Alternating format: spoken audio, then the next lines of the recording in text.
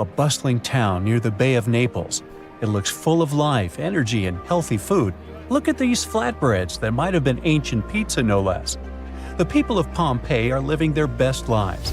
But all of that comes to a fiery halt in 79 CE. That's when Mount Vesuvius, that unassuming mountain looming over the city, decides it's time to make history. And the result is a tragic story that archaeologists are still piecing together 2,000 years later. Now, if you think Pompeii was some boring, dusty old place, well, think again. This was a lively, buzzing town. There were farmers bringing in fresh produce, merchants selling their goods, bakers cranking out bread and pizza-like flatbreads, and gladiators gearing up for fights in the amphitheater. The people of Pompeii loved decorating their homes with frescoes, mosaics, and statues. And food was a big deal. Pompeii was home to some of the earliest restaurants, called Thermopylae, where people could grab hot meals on the go. But let's get back to the fateful day when this beautiful, simple life ended.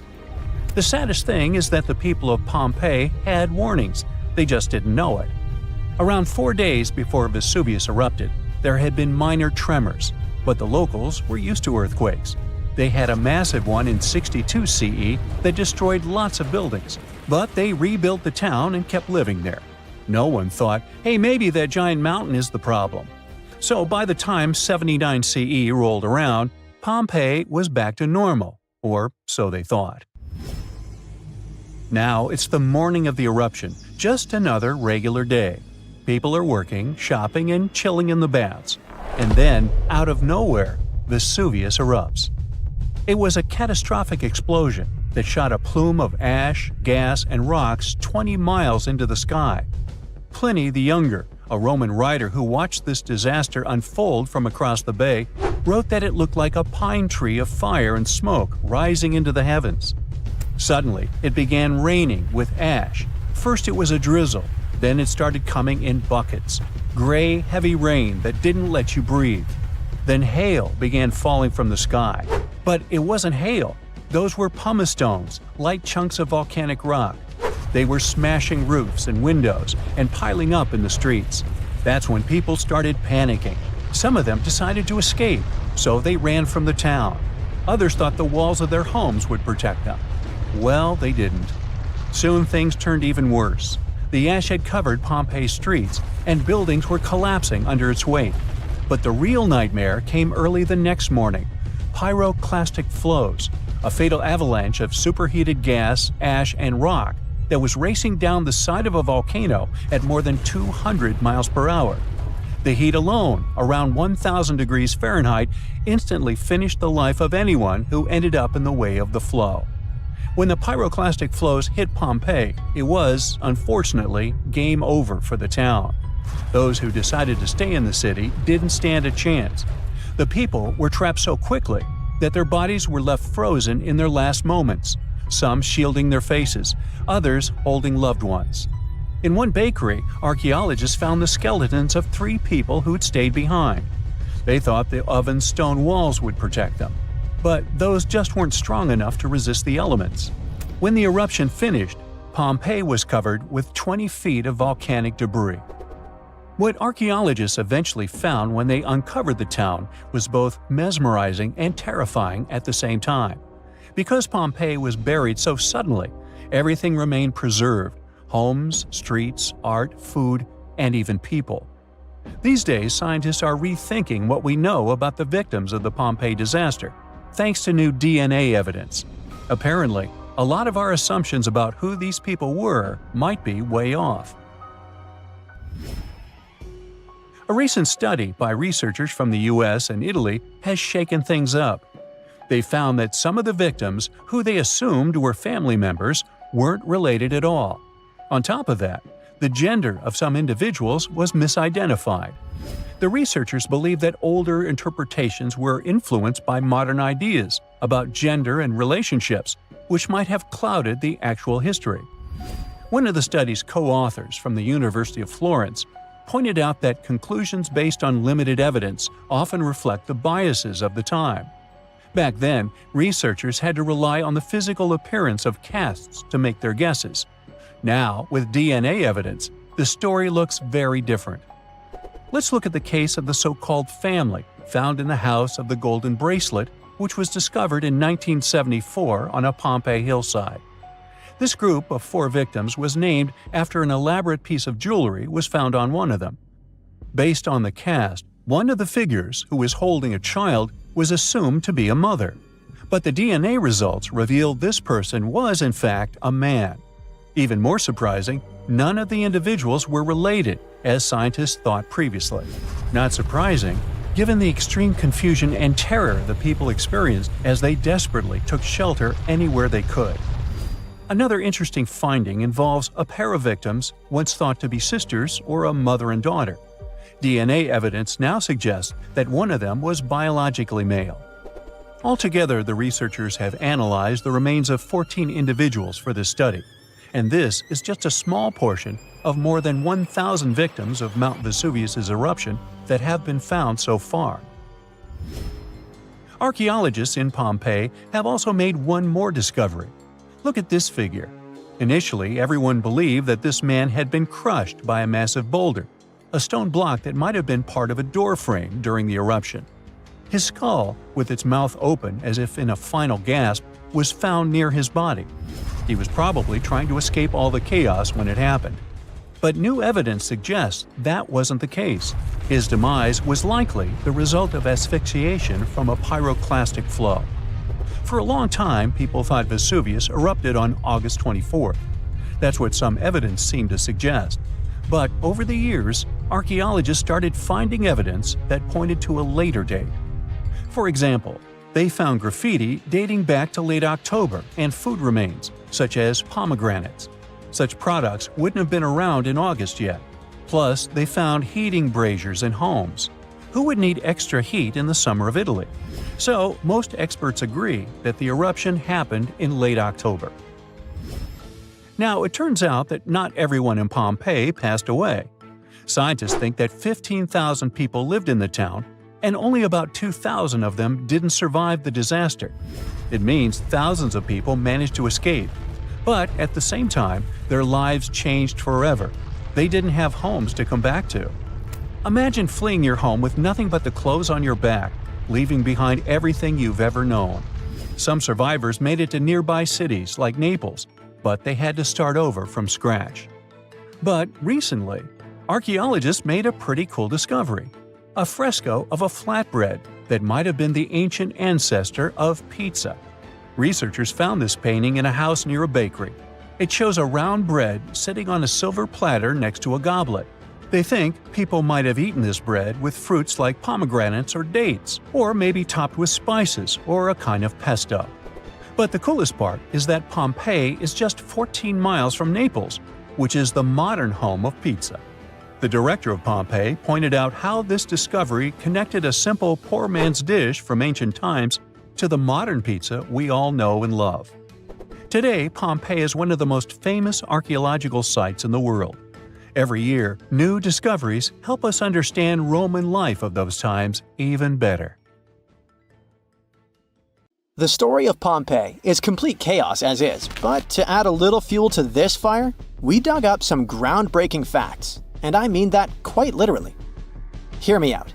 What if it wasn't the scorching sea of lava that destroyed the city of Pompeii, but rather an earthquake that happened during the volcano's eruption? Rewind to over 2,000 years ago. The year is 79 BCE. It was around 1 o'clock in the afternoon when Mount Vesuvius decided to erupt. Pompeians were going on with their normal daily routines when lava started taking over. The flow of lava was so quick that most people didn't have anywhere to run. The disaster took the lives of around 2,000 people. The lava covered most of the city, which then turned everything to ashes.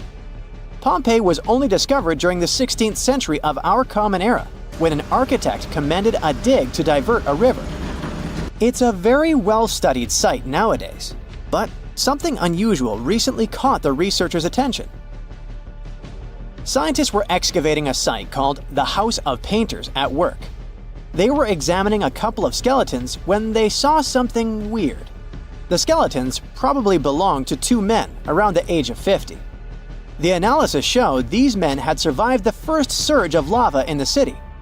But they didn't make it out due to this second unexpected part, the earthquake. The men probably took shelter at the house of painters at work, but the walls crumbled down when the earthquake hit.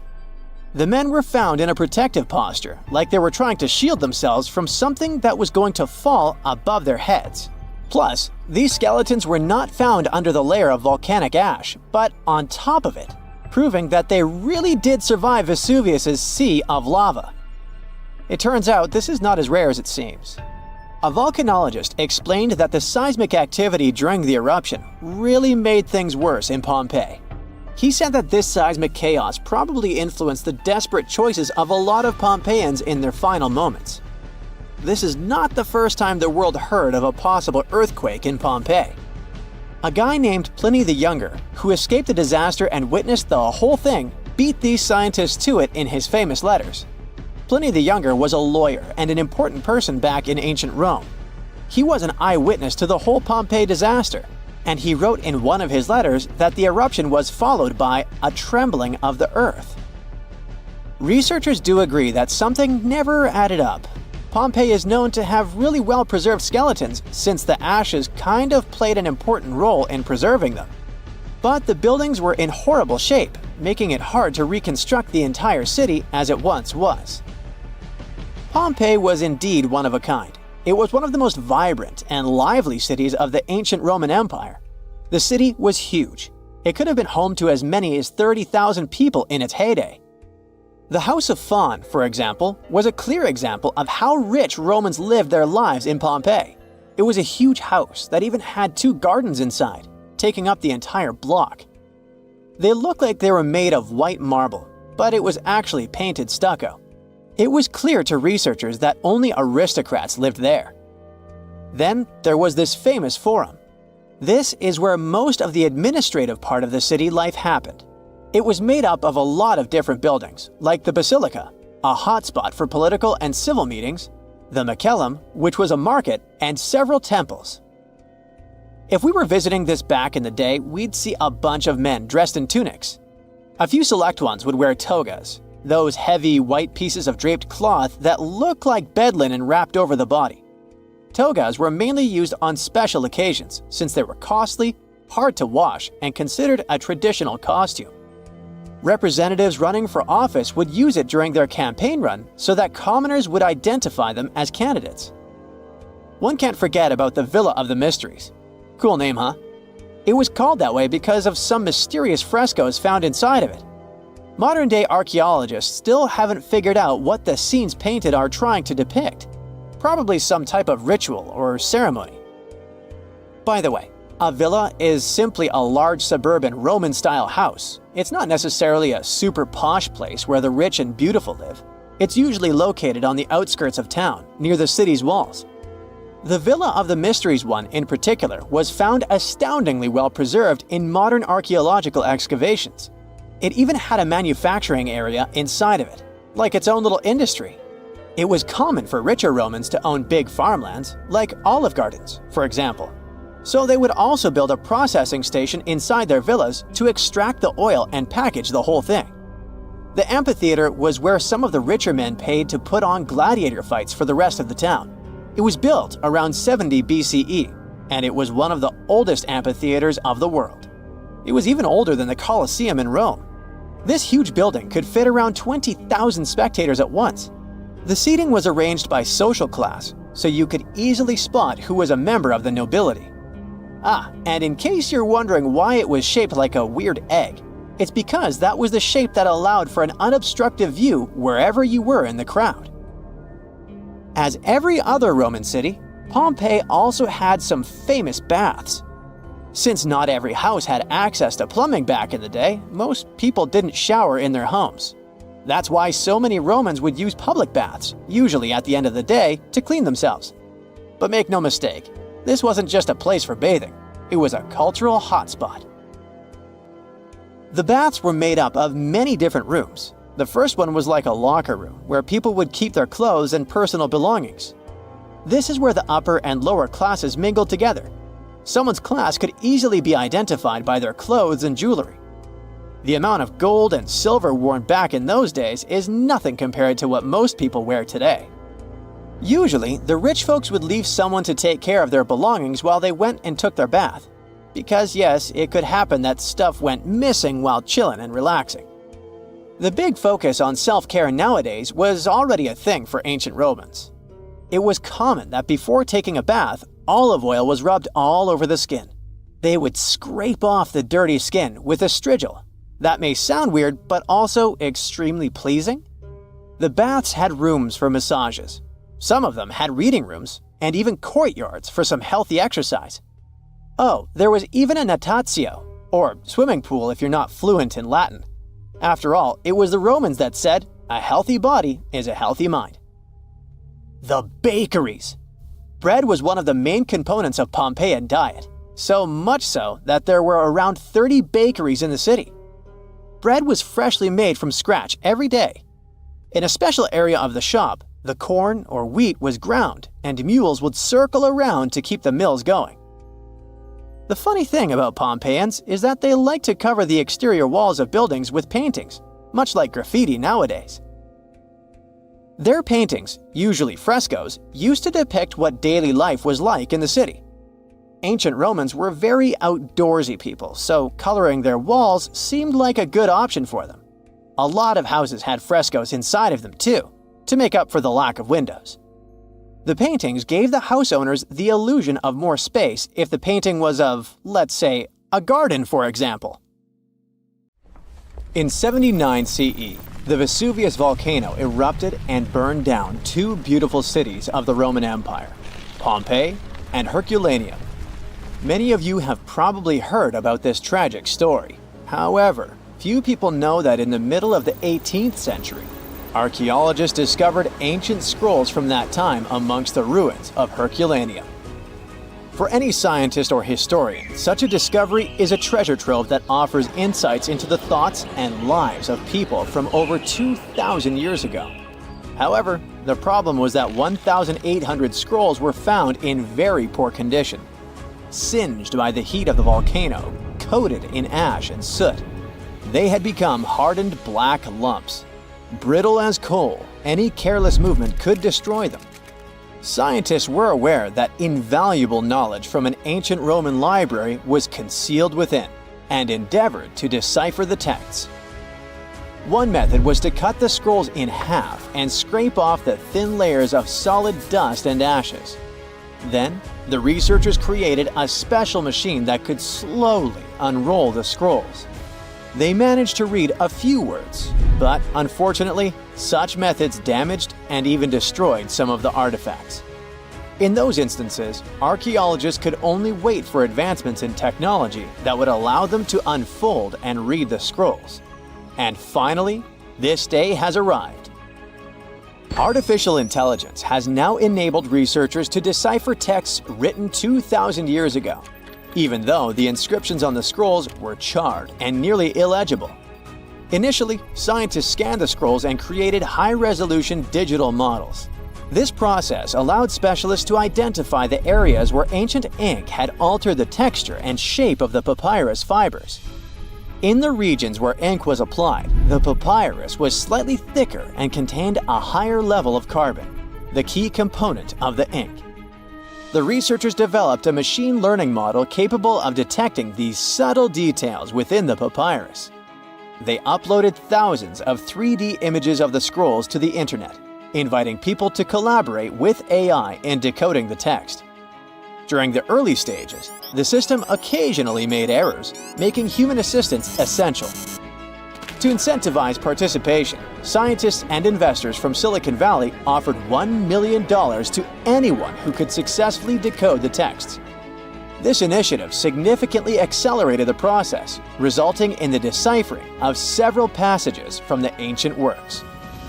Fragments of the first transcripts are like a blog about how to enjoy life. The author of the scroll, Philodemus, was a follower of the Greek philosopher Epicurus, who considered pleasure and luxury the highest goal in his life. So, Philodemus thought so too. we do not right away believe things that are scarce to be absolutely more pleasant than those which are abundant. It feels as if it was written by some modern influencer talking about a detox program or a diet.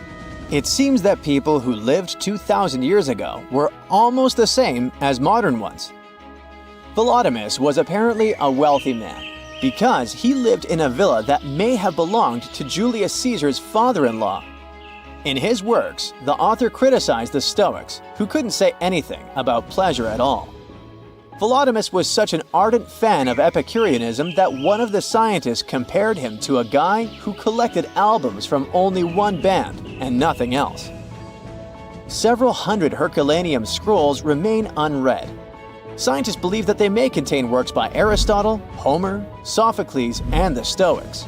Fortunately, with modern AI technologies, the decryption process will go on much faster. But how did historians and linguists decipher ancient texts in the past centuries? It was actually a very difficult mental job. Let's say you found an ancient slab in the 19th century, somewhere in Greece. To understand what was written there, you'd have to compare it to several other deciphered plates with similar writings of that era or similar languages.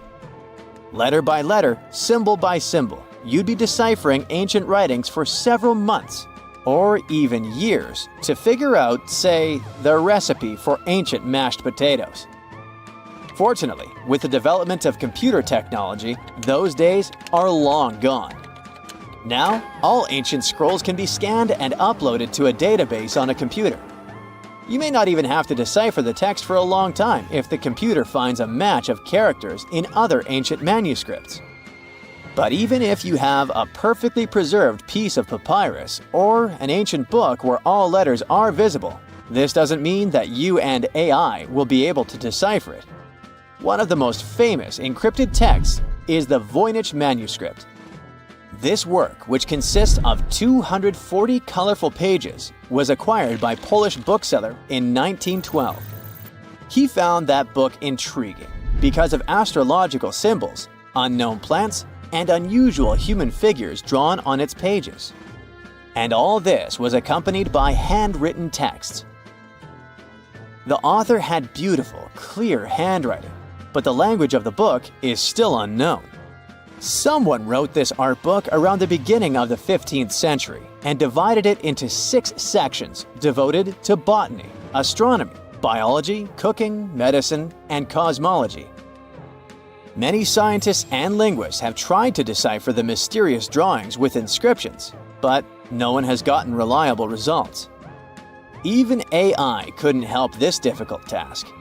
Some believe that this book is dedicated to science, and others believe that it contains knowledge about witchcraft. Perhaps it's a mix of science and magic. According to one version, the manuscript is a medical textbook that copied information from other scientific works from the Middle Ages.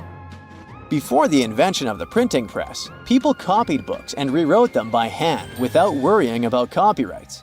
It's possible that the author of the manuscript outlined all their knowledge about herbal medicines and the influence of astrology on health. People in the past believed that the state of the body and stars in the sky were connected. The coolest thing is that the book has been scanned. You can download it in high resolution and try to decrypt it yourself. Who knows? Maybe you will succeed and get some ancient secret knowledge. An unknown language or poor text condition may not always be a problem for linguists. Imagine that you open some copy of classical literature dated to the 19th century. You read the pages carefully, and at the end of the day, you feel slightly unwell. You read the book every day and feel worse and worse. At some point, you go to the hospital, and doctors tell you that you've been poisoned. Yeah, sometimes working with old books can be literally dangerous for your health. There are even catalogs of poisonous books in the world. They are toxic not because someone intentionally sprayed them with poison to hurt the reader, but because people wanted to make books look more colorful. Recently, 2 such books have been withdrawn from the National Library of France because of their bright green covers. The pages were ordinary, but the hardcover could have been coated with arsenic. The mass production of books took place in the 19th century. Book publishers wanted to release as many copies as possible, so they used not expensive leather covers for them, but cheaper fabric options. To make a book attractive to customers, they painted them in bright green, yellow, red, and other colors. They got the green color of the cover thanks to the bright pigment created from copper and arsenic. It was a very cheap dye, but brighter than other dyes containing copper carbonate. An arsenic dye was used not only for books, but also to create candles and wallpaper. The problem was that the dye's pigment decomposed quickly and released toxic carcinogenic fumes. Arsenic caused severe health problems. People calmly lived in their homes and couldn't understand what was happening to them. The same thing happened to many readers of that time. It was only by the end of the 19th century that people stopped selling toxic items. Now, to read a poisonous book, if you want to do it that is, you have to wear gloves and a protective mask. And after work, wash your hands thoroughly. This is not some hypothetical situation or fairy tale. The Vesuvius supervolcano that erased the city of Pompeii may wake up again and destroy many other towns built near the mountain. And to understand what consequences humanity would face if it wakens this time, it's smart to know what the eruption did 2,000 years ago with the ancient city. So Pompeii was a thriving city in the Roman Empire, located just 5 miles from Vesuvius on the west coast of Italy. It was a resort where the noblest and richest people rested. They walked along cozy streets, lived in beautiful villas, and had fun beside fountains. The soil in this region was fertile since the ground around the volcano had a lot of useful elements. Olives and grapes from Pompeii were sold throughout the empire. About 12,000 people lived in Pompeii by the time of the eruption. It seems not so much compared to modern standards, but it was considered a big city in those days. The catastrophe began unexpectedly in 79 CE. At first, everyone felt the ground tremble. Birds flew away from the volcano as far as possible. There was tension in the air because of the impending catastrophe. The volcano started to release thick smoke, soot, and ash. There was so much of it that soon it obscured the sky over the city with a heavy gray cloud. Vesuvius spat out gases, rocks, and dirt. Hot ash polluted the air and made it difficult for people to breathe. Locals couldn't see inside this gray haze. And then it started raining heavily. The water mixed with ash and soot and fell on Pompeii. Roofs of houses broke under the heavy weight of mud. Streets, fountains, alleys, and squares were hidden under millions of tons of soot. The next day, the destruction continued with renewed force. There was an explosion of hot gas and crushed rock at the top of the mountain. A devastating blast wave at a speed of 100 miles per hour dispersed in all directions and vaporized all the trees in its path. When the wave reached Pompeii, it turned the city into ruins. On the second day, the eruption stopped. By this time, the great town had been lying under a thick blanket of ash. By the way, this type of eruption is called an explosive one. But when lava flows out of a volcano and causes a fire, this is a quiet eruption. The last time Vesuvius erupted was in 1944, but even today, it's still one of the most dangerous volcanoes in the world. But nobody's afraid of it. 3 million people live around the mountain, about 20 miles from the crater. If the volcano wakes up, it could be one of the most enormous cataclysms in the modern world. Pompeii was destroyed almost 2,000 years ago. Since then, science and technology have advanced a lot. We're planning to colonize Mars someday. We've created a metaverse, but so far, we're still powerless before the forces of nature. An erupting supervolcano can destroy nature around it and cause technogenic catastrophes in big cities. The phone lines would be overloaded and people wouldn't be able to call their loved ones or the rescue services. There would be big traffic jams on the roads. Panic would spread throughout the streets. Fires would start because of falling hot soot. all flights would be canceled, and locals would have to hide in airports, supermarkets, and the subway. A large gray cloud would obscure the sun and make the air hot. The only thing that can help us in such a situation is a preliminary warning about the upcoming eruption and good preparation. So, if the disaster starts while walking on the streets, you should take shelter in a car or building. It's better to buy a dust mask in advance that allows you to breathe freely. If there's no mask, cover your nose and mouth with any cloth. If you stay at home, close all doors and windows so volcanic ash can't get into your apartment or home. These incandescent particles can easily set fire to a carpet or curtains. Put wet towels under the door sills. If you need to go outside for some reason, wear a suit covering your body completely. Don't forget about the protection for your eyes. Put on special glasses that have a dustproof function, and remember about the mask. If you have a house, you need to disconnect the downpipes from the gutters to avoid clogging the drains. If your house has a rainwater collection system, you need to disconnect the pipes from the tank. Rain with ashes is a hot, dense mess that can easily break the water supply system. Fill the tub and sink to have water for washing and cleaning in case the central water supply is turned off. Set the lowest temperature on the fridge and freezer. Your food will be stored much longer if electricity is shut down in the city. Go to a room without windows above ground level and wait for a message from authorities on the radio or TV. Keep the receiver close to you so you don't miss anything important. The device must have a full charge, a strong body, and a powerful antenna. Here's an excellent option for survival in the ash apocalypse. The eruption is intensifying, and you hear on the radio about the evacuation. At this point, you need to calm down and follow the instructions from rescuers. Collect a bag at home with food, water, and medical supplies. Your emergency kit should include flares, maps, a first aid kit, sleeping bags, flashlights, a fire extinguisher, a portable phone charger, car tools, and a few charged batteries. You should always have a filled gasoline canister if you live near an active volcano. Going to the gas station is not a good idea during the evacuation. You can get into a long traffic jam and spend too much time in it. If you don't have a car, ask your friends for help or pay someone for a ride. It's possible the city administration would organize buses for evacuation. You would find out about it through the radio.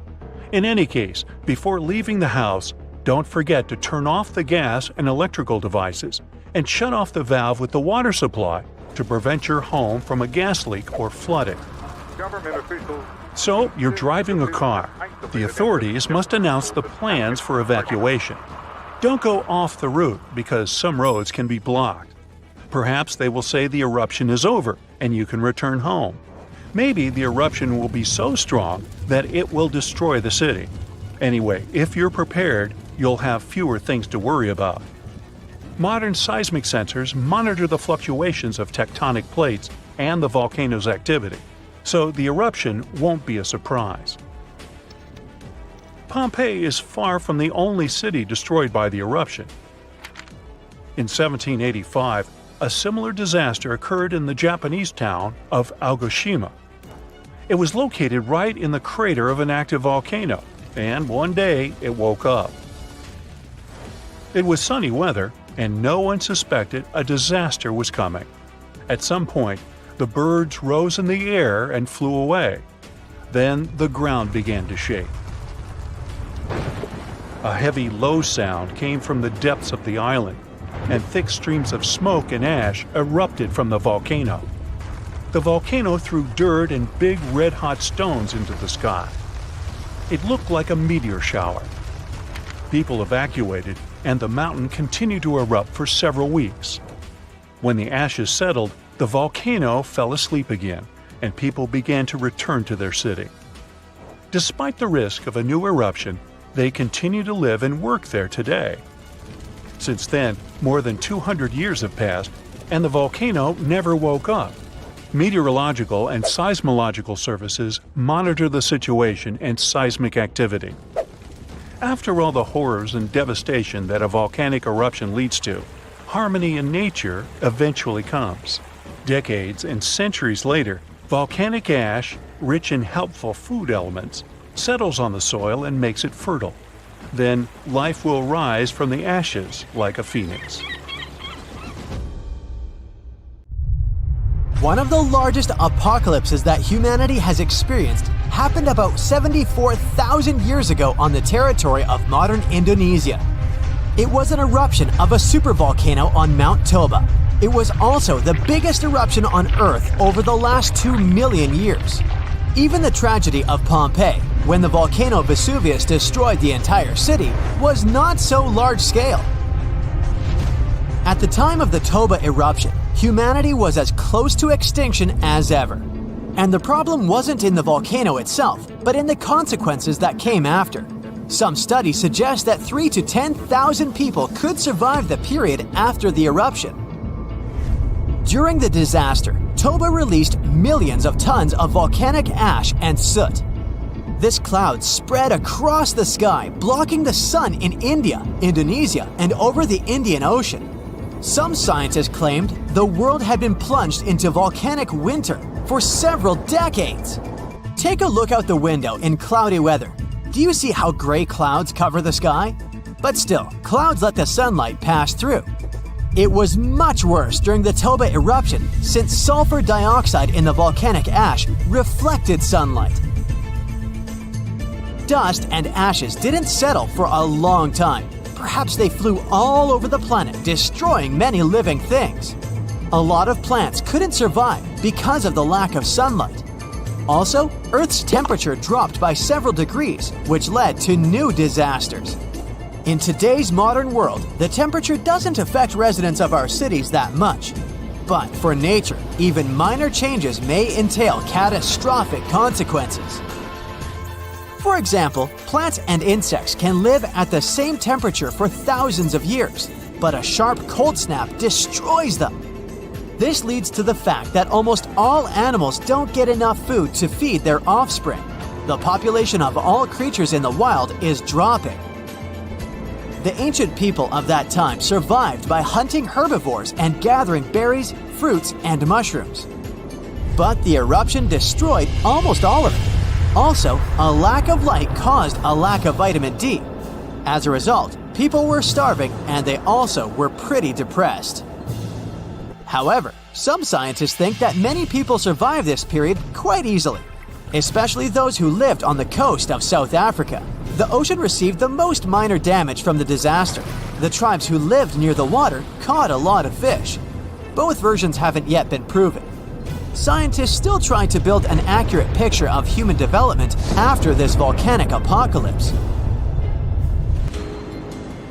About 50,000 years after the Toba eruption, when the sun had finally passed through the gray clouds and the ash settled on the ground, nature and people began to restore the previous balance. But the warm times quickly didn't start as the Ice Age had already begun, and this problem was much more severe, as it lasted for thousands of years. Decreased solar activity and planet orbit changes led to strong temperature drops. Eternal cold covered almost the entire globe, forcing all living beings to migrate and struggle for survival. Such powerful animals as mammoths and saber-toothed tigers couldn't survive the Ice Age. But Homo sapiens were able to adapt to their new weather conditions. People hid in caves, made fires, and improved their hunting skills. Therefore, in a sense, the Ice Age made humanity stronger. In the modern world, such weather can cause significant problems for the global economy and create financial crises worldwide. The last period similar to the Ice Age happened at the beginning of the 19th century.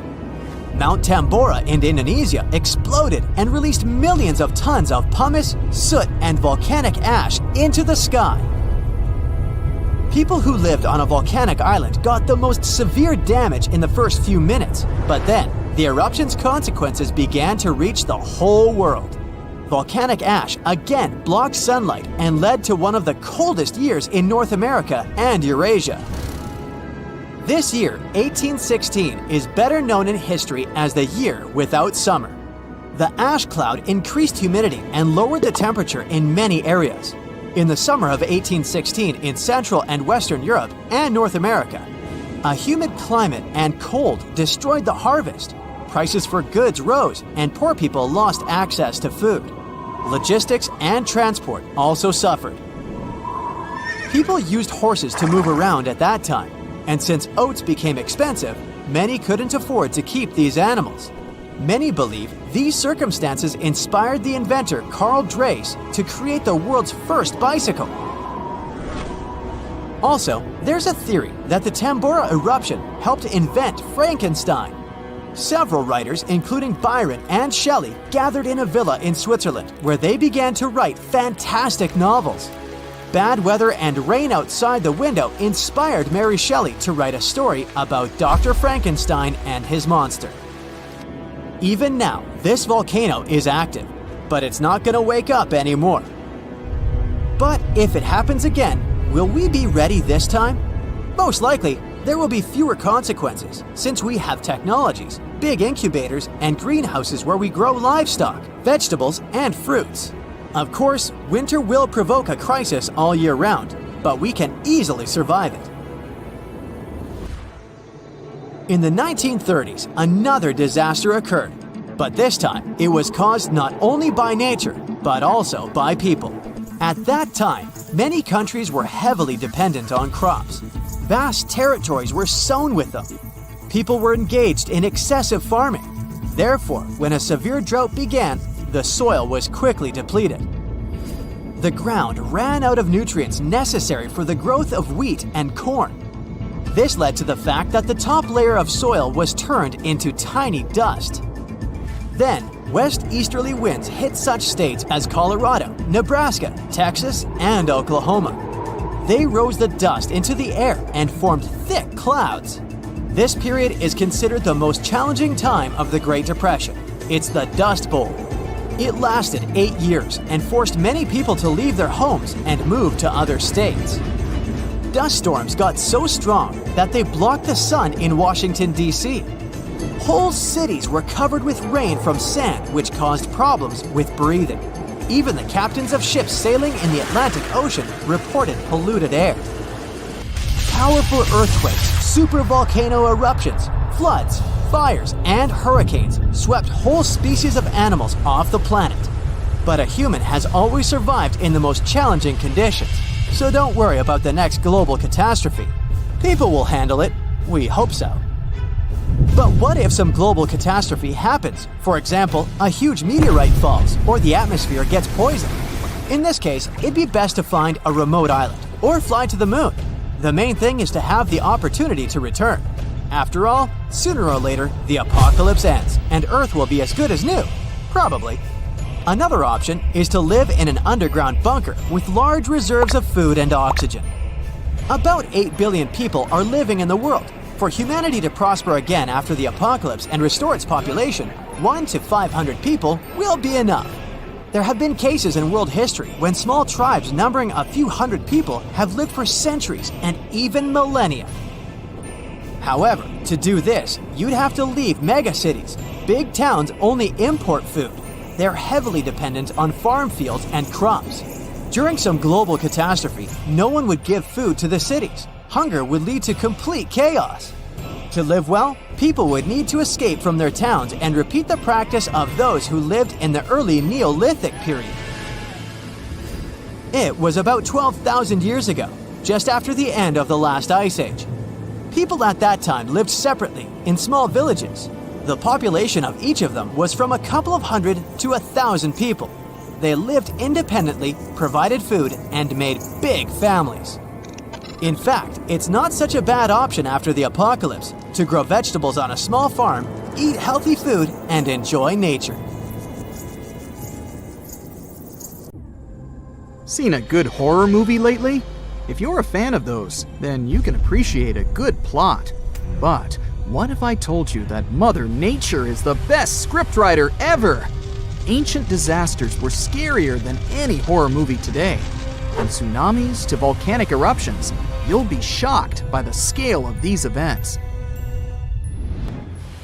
One natural disaster you definitely don't want to experience is a tsunami.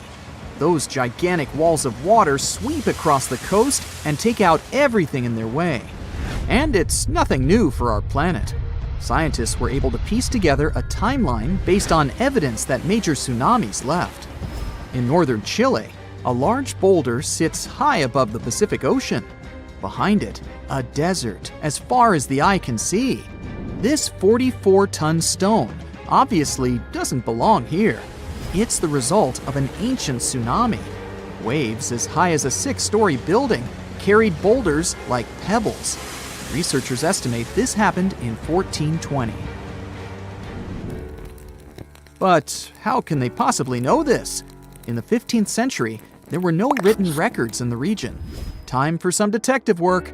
Archaeologists discovered that around the same time, there was a tsunami in Japan, on the other side of the Pacific Ocean. The ground shook off the coast of Chile. That's how the tsunami was created. Then the wave traveled nearly 2/5 of the Earth's circumference. That's one tireless tsunami. But this wasn't a one-time event. Evidence suggests that a similar event happened 3,800 years ago. Ancient people abandoned their coastal villages around this time. They were moving inland. How did they know it was time to go?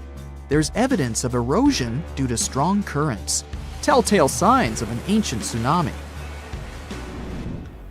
As you know from school textbooks, oxygen is 21% of the air we breathe. But it wasn't always a part of Earth's atmosphere. Oxygen was missing during the first half of our planet's lifespan. Carbon dioxide and methane were the name of the game back then. CO2 is what makes our drinks fizz. But isn't the other gas dangerous? Yes, because you can't smell methane. And that's the reason there was no life on Earth billions of years ago. So how did we get from methane to oxygen? In come the cyanobacteria.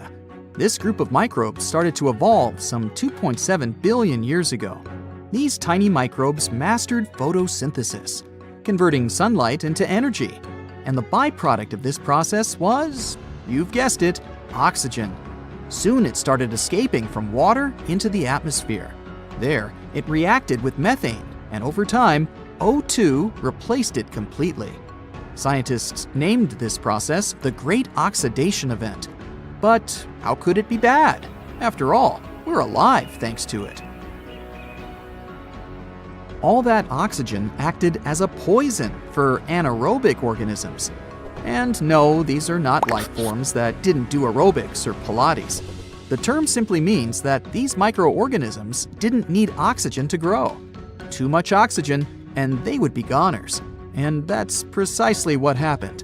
Scientists spoke of an oxygen overshoot that changed Earth's atmosphere for good. The disappearance of most anaerobic organisms was an early example of an extinction event. They didn't like the atmosphere at the time and decided to step down. But look on the bright side. They made room for oxygen-loving humans to enter the picture. Let's go to Turkey. No, not the seaside resorts that tourists visit in the summer, but the region of Anatolia in the southeast of the country. Göbekli Tepe is the world's oldest known temple site. It dates back to the Neolithic period. Scientists found a stone pillar here that tells a tale of an ancient disaster. They presume that the pillar is commemorative. Today, humans still build similar structures to mark an important event or a person. Just one example is the Washington Memorial. It was built in honor of the first American president, George Washington. But the pillar in Turkey doesn't commemorate a happy event. Scientists believe it shows a devastating occurrence, a comet crashing into the Earth. The event must have been destructive. There are also other signs on the monument. These symbols align with the setup of the night sky stars for the year 10,950 BCE. The date astounded the researchers.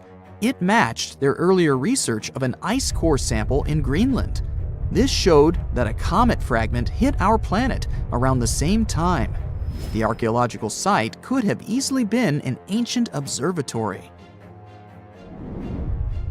And whoever worked at it observed a cataclysmic event.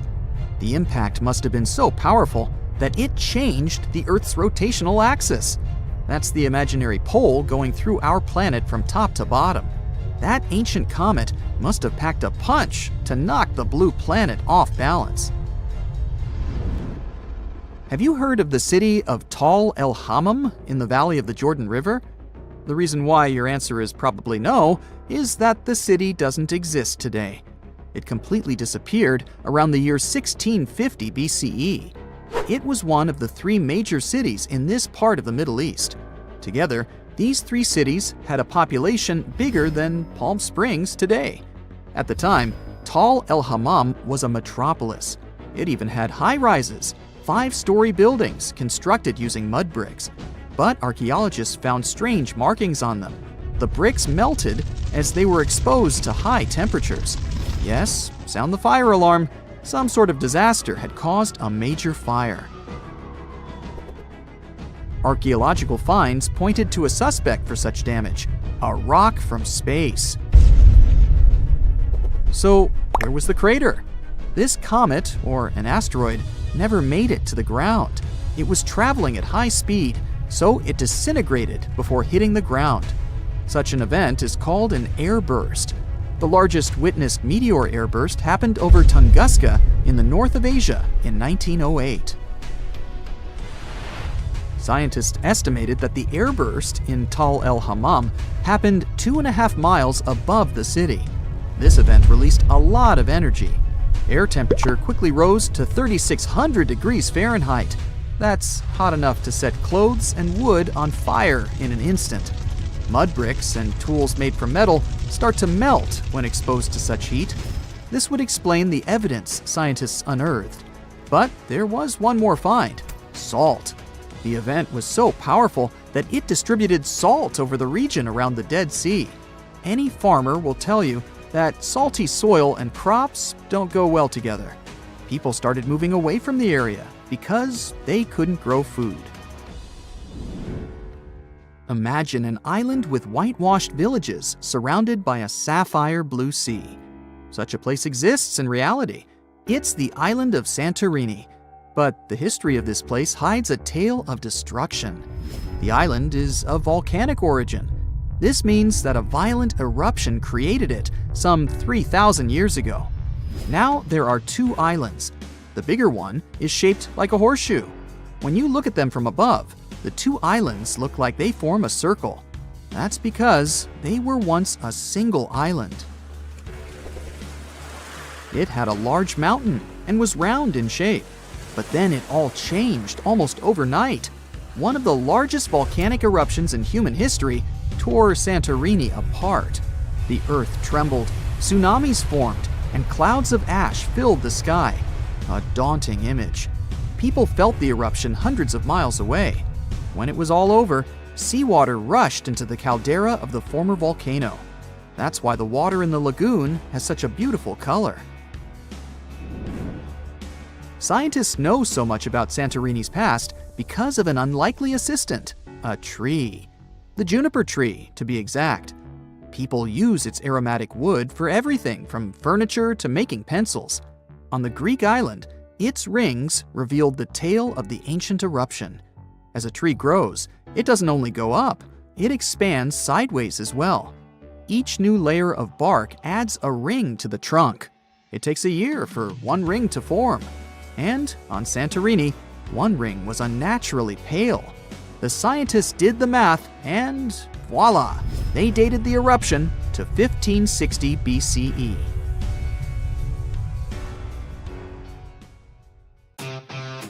Well, pack your bags and hurry down to Antarctica, because gold is literally raining from the sky there. $6,000 per day. Well, not exactly from the sky. More like from the eruptions of this massive fiery volcano. The towering beast of a mountain is called Erebus.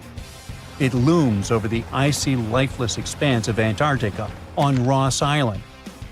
It shares the spot with three neighbors: Mount Terror, Mount Bird, and Mount Terra Nova.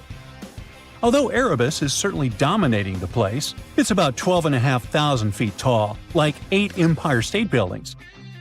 Now, even though it's far smaller than Mount Everest, it's still the southernmost active volcano in the world. And even though it stands in the middle of nowhere, Erebus is far from lifeless.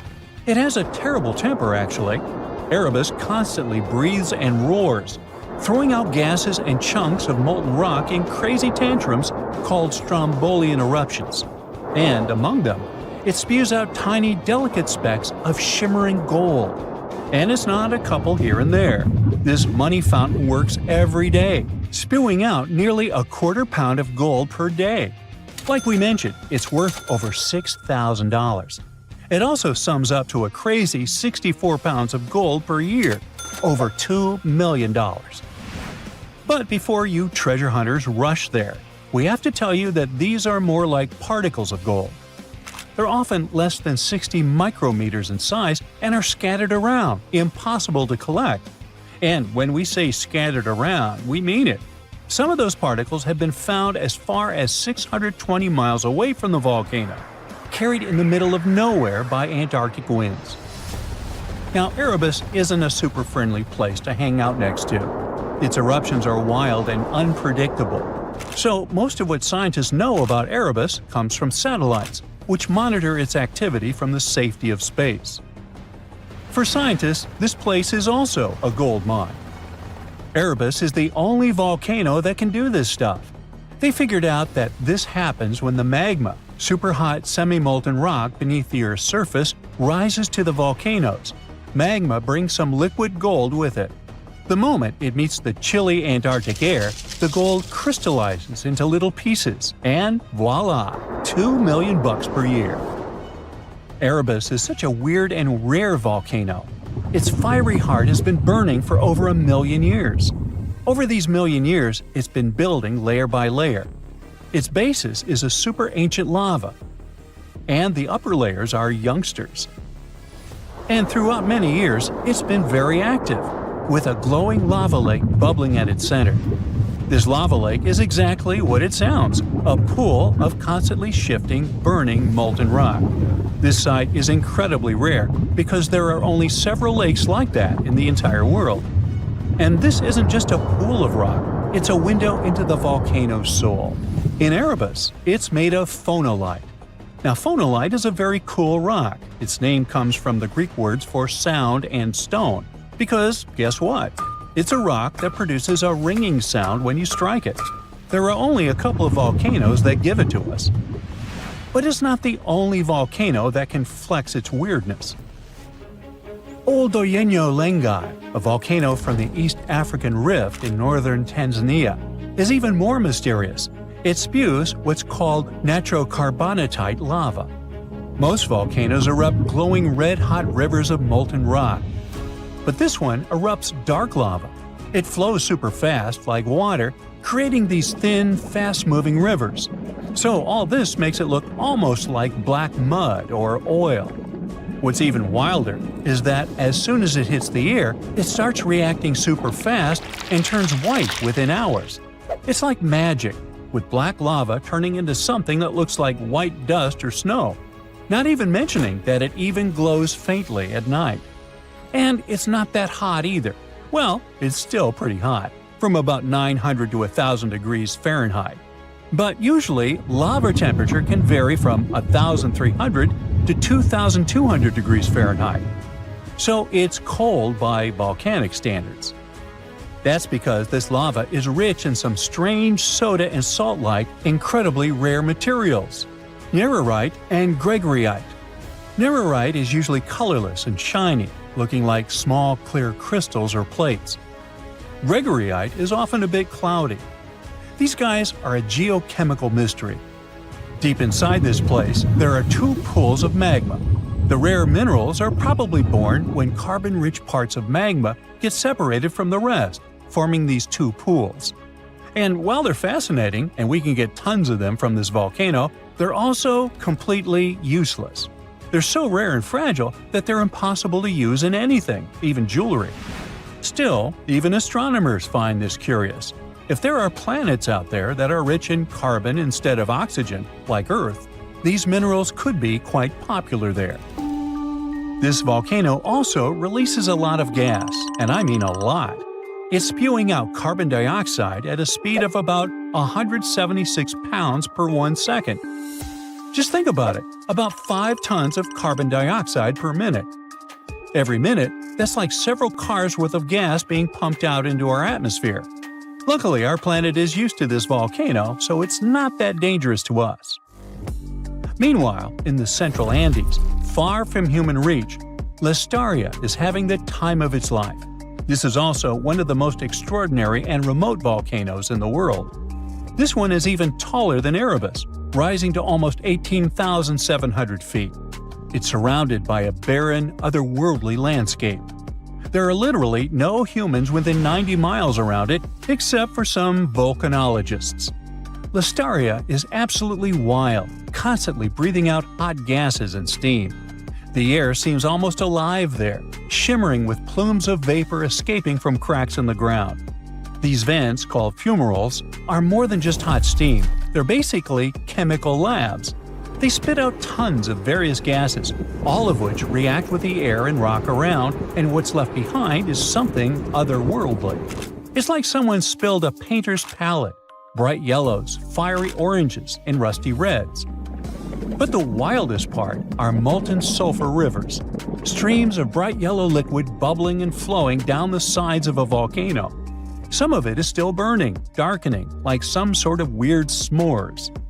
All that because the sulfur is getting heated to its melting point by the intense heat below and turns into a thick, glowing liquid. Then it starts flowing, cooling, and hardening. You can't tell if you should be fascinated or disgusted by this sight. And if that's not enough to make you feel like you're on another planet, the place itself is just as extreme and crazy. Listaria is perched high on the Altiplano, at the edge of the Atacama Desert, one of the driest places on Earth. Pretty much no rain, and temperatures can plummet to minus 11 degrees Fahrenheit. At least some volcanic ash enriches the soil, so there are some hardy plants here and there. The weirdest part is a salt pan nicknamed Lake of Sulphur. It's fed by those sulfur rivers. It shimmers with minerals all along its shores. This lake used to be way higher in ancient times, but now it's just a shadow of its former self. Thousands of years ago, it witnessed a catastrophe of unimaginable scale. The southeastern side of the volcano, a huge part of it, crumbled and fell in an instant. The ground just gave way, and an avalanche of volcanic rock and ash thundered down the slopes. The landslide raced at terrifying speeds, faster than the fiercest storm, tearing apart everything in its path. It tumbled for 5 miles. When the dust settled, all that was left was a massive scar about half a mile wide. We learned this story from the debris around the place. Ash, pumice, and lapilli all are the shattered remnants of the volcano itself, lying now at its base. So hey, take a look. This is our planet's crust, its outermost and thinnest layer. And here's the mantle. It's way thicker. And this is the core. Wait, what's happening here? Uh-oh. The core is leaking right into the mantle. Quickly, we gotta stop the leak. What do you mean it's been going on for millennia? Earth's core is actually a very intriguing thing overall. Its unique properties, ranging from housing a mysterious metal orb to being nearly as hot as the sun's surface. Well, another one on this list of enigmas, apparently, our planet's core is leaking gas. I can relate. Is it dangerous for us? Is it going to boom if somebody lights a match? Well, not really. All because this gas is a rare isotope called helium-3. Helium-3 is a version of helium with 1 neutron instead of the usual 2. Most of helium-3 in the universe was created around the time of the Big Bang, so it's some pretty ancient stuff. As the solar system formed, this gas became trapped deep within Earth's core. Shielded from space collisions and other cosmic hullabaloo, it remained hidden in the planet's depths for billions of years. Now, we've known for quite some time that occasionally, trace amounts of helium-3 escape to the surface. But no one has known the exact mechanism behind this leakage. Until recently, the breakthrough came with the discovery of exceptionally high ratios of helium-3 and its more common counterpart helium-4 in ancient lava flows on Baffin Island. This island is located in Canada's remote Arctic archipelago. The craziest thing is that these findings have the highest helium-3 ratios ever observed on dry land. The research revealed significant helium-3 levels. It might mean that the volatile elements from the solar nebula, that's the cloud of gas and dust that gave birth to our solar system, have remained in Earth's mantle since the earliest stages of the planet's formation. The discovery was made in lava flows that erupted around 60 million years ago, during the formation of a new seafloor when Greenland and North America split apart. But hey, it was amicable. The research team, led by Forrest Horton from the Woods Hole Oceanographic Institution, used advanced techniques to measure the helium trapped in olivine crystals within the rocks. These crystals formed before the magma erupted, which helped preserve the helium as it rose from deep inside the planet. The scientists found about 10 million helium-3 atoms per gram of olivine. That's a shockingly high concentration for Earth. You see, Earth's core acts as a reservoir for helium-3, storing it since the planet's formation. Over time, small amounts of this gas escape into the mantle through processes like mantle convection. That's when the planet's rocky interior stirs and moves like boiling water. Magma plumes, which appear in the mantle and rise to the surface, carry helium-3 with them. When the magma erupts, most of the helium escapes into the atmosphere. However, some of it gets trapped in crystals within the lava. That's how scientists can later study its origin and movement. Now let's follow the journey of helium-3 in the Baffin Island rocks. It began at least 100 million years ago. Mantle plumes carrying the helium likely took tens of millions of years to reach the surface. It means helium-3 has been leaking from Earth's core for millennia. It also means that our planet most likely formed in a solar nebula containing helium-3 and other noble gases. Baffin Island is an ideal location for studying Earth's deep interior. Its volcanic rocks are remnants of ancient lava flows that erupted when the North Atlantic began to open. The researchers traveled by helicopter to the remote island, which boasts towering cliffs, icebergs, and even polar bears. Local organizations helped the team access the area and ensured their safety during the expedition. The discovery of helium-3 leaking from the core raises new questions about what other elements might be stored deep within Earth. Could it be significant amounts of other light elements, such as carbon and hydrogen?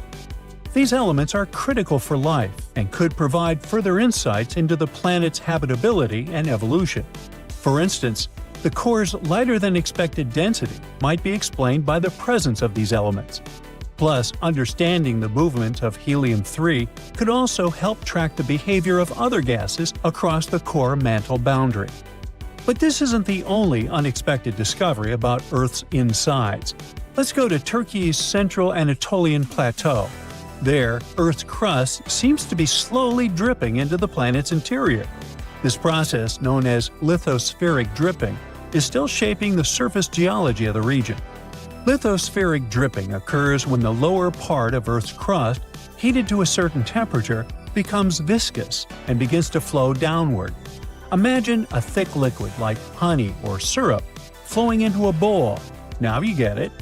Now, speaking of Earth, it's been happening over a long period of time. And as this material moves downward, it pulls the crust with it, causing the surface to sink. As a result, we see new depressions or basins. Once this gooey material detaches from the crust and sinks further into the mantle, the surface rebounds, causing the ground to rise. This cycle of sinking and rising is what creates the shifting landscape in regions like the Konya Basin in the central Anatolian Plateau. It is the very site where geophysicists observe signs of lithospheric dripping. The research team, led by Julia Anderson from the University of Toronto, first noticed unusual patterns in satellite data, including a circular feature in the region where the ground was sinking. After examining geophysical data beneath the surface, the team identified a seismic anomaly in the upper mantle and discovered a thickened crust beneath the Konya Basin. All this points to the presence of dense material, like a result of lithospheric dripping. The team's model suggests that the Konya Basin is currently in the later stages of this process. While the surrounding central Anatolian plateau has been uplifting over the past 10 million years, the Konya Basin is sinking at a rate of about an inch per year. While this number might seem small, it is quite significant in a region that is otherwise rising. Earlier studies have shown that the central Anatolian plateau has risen for around a half mile over the last 10 million years. It likely happened due to lithospheric dripping. However, the discovery of the Konya Basin reveals that this process is not one time, but can occur multiple times in different regions. The initial drip that formed the central Anatolian plateau likely caused daughter events, which led to the formation of the Konya Basin. To validate their model, the researchers conducted a cool lab experiment. It simulated the lithospheric drip process. So, they took a tank filled with a highly viscous silicone polymer, which acted as a proxy for Earth's lower mantle. They also used a mixture of modeling clay for the upper mantle and ceramic spheres and silica sand to simulate the crust.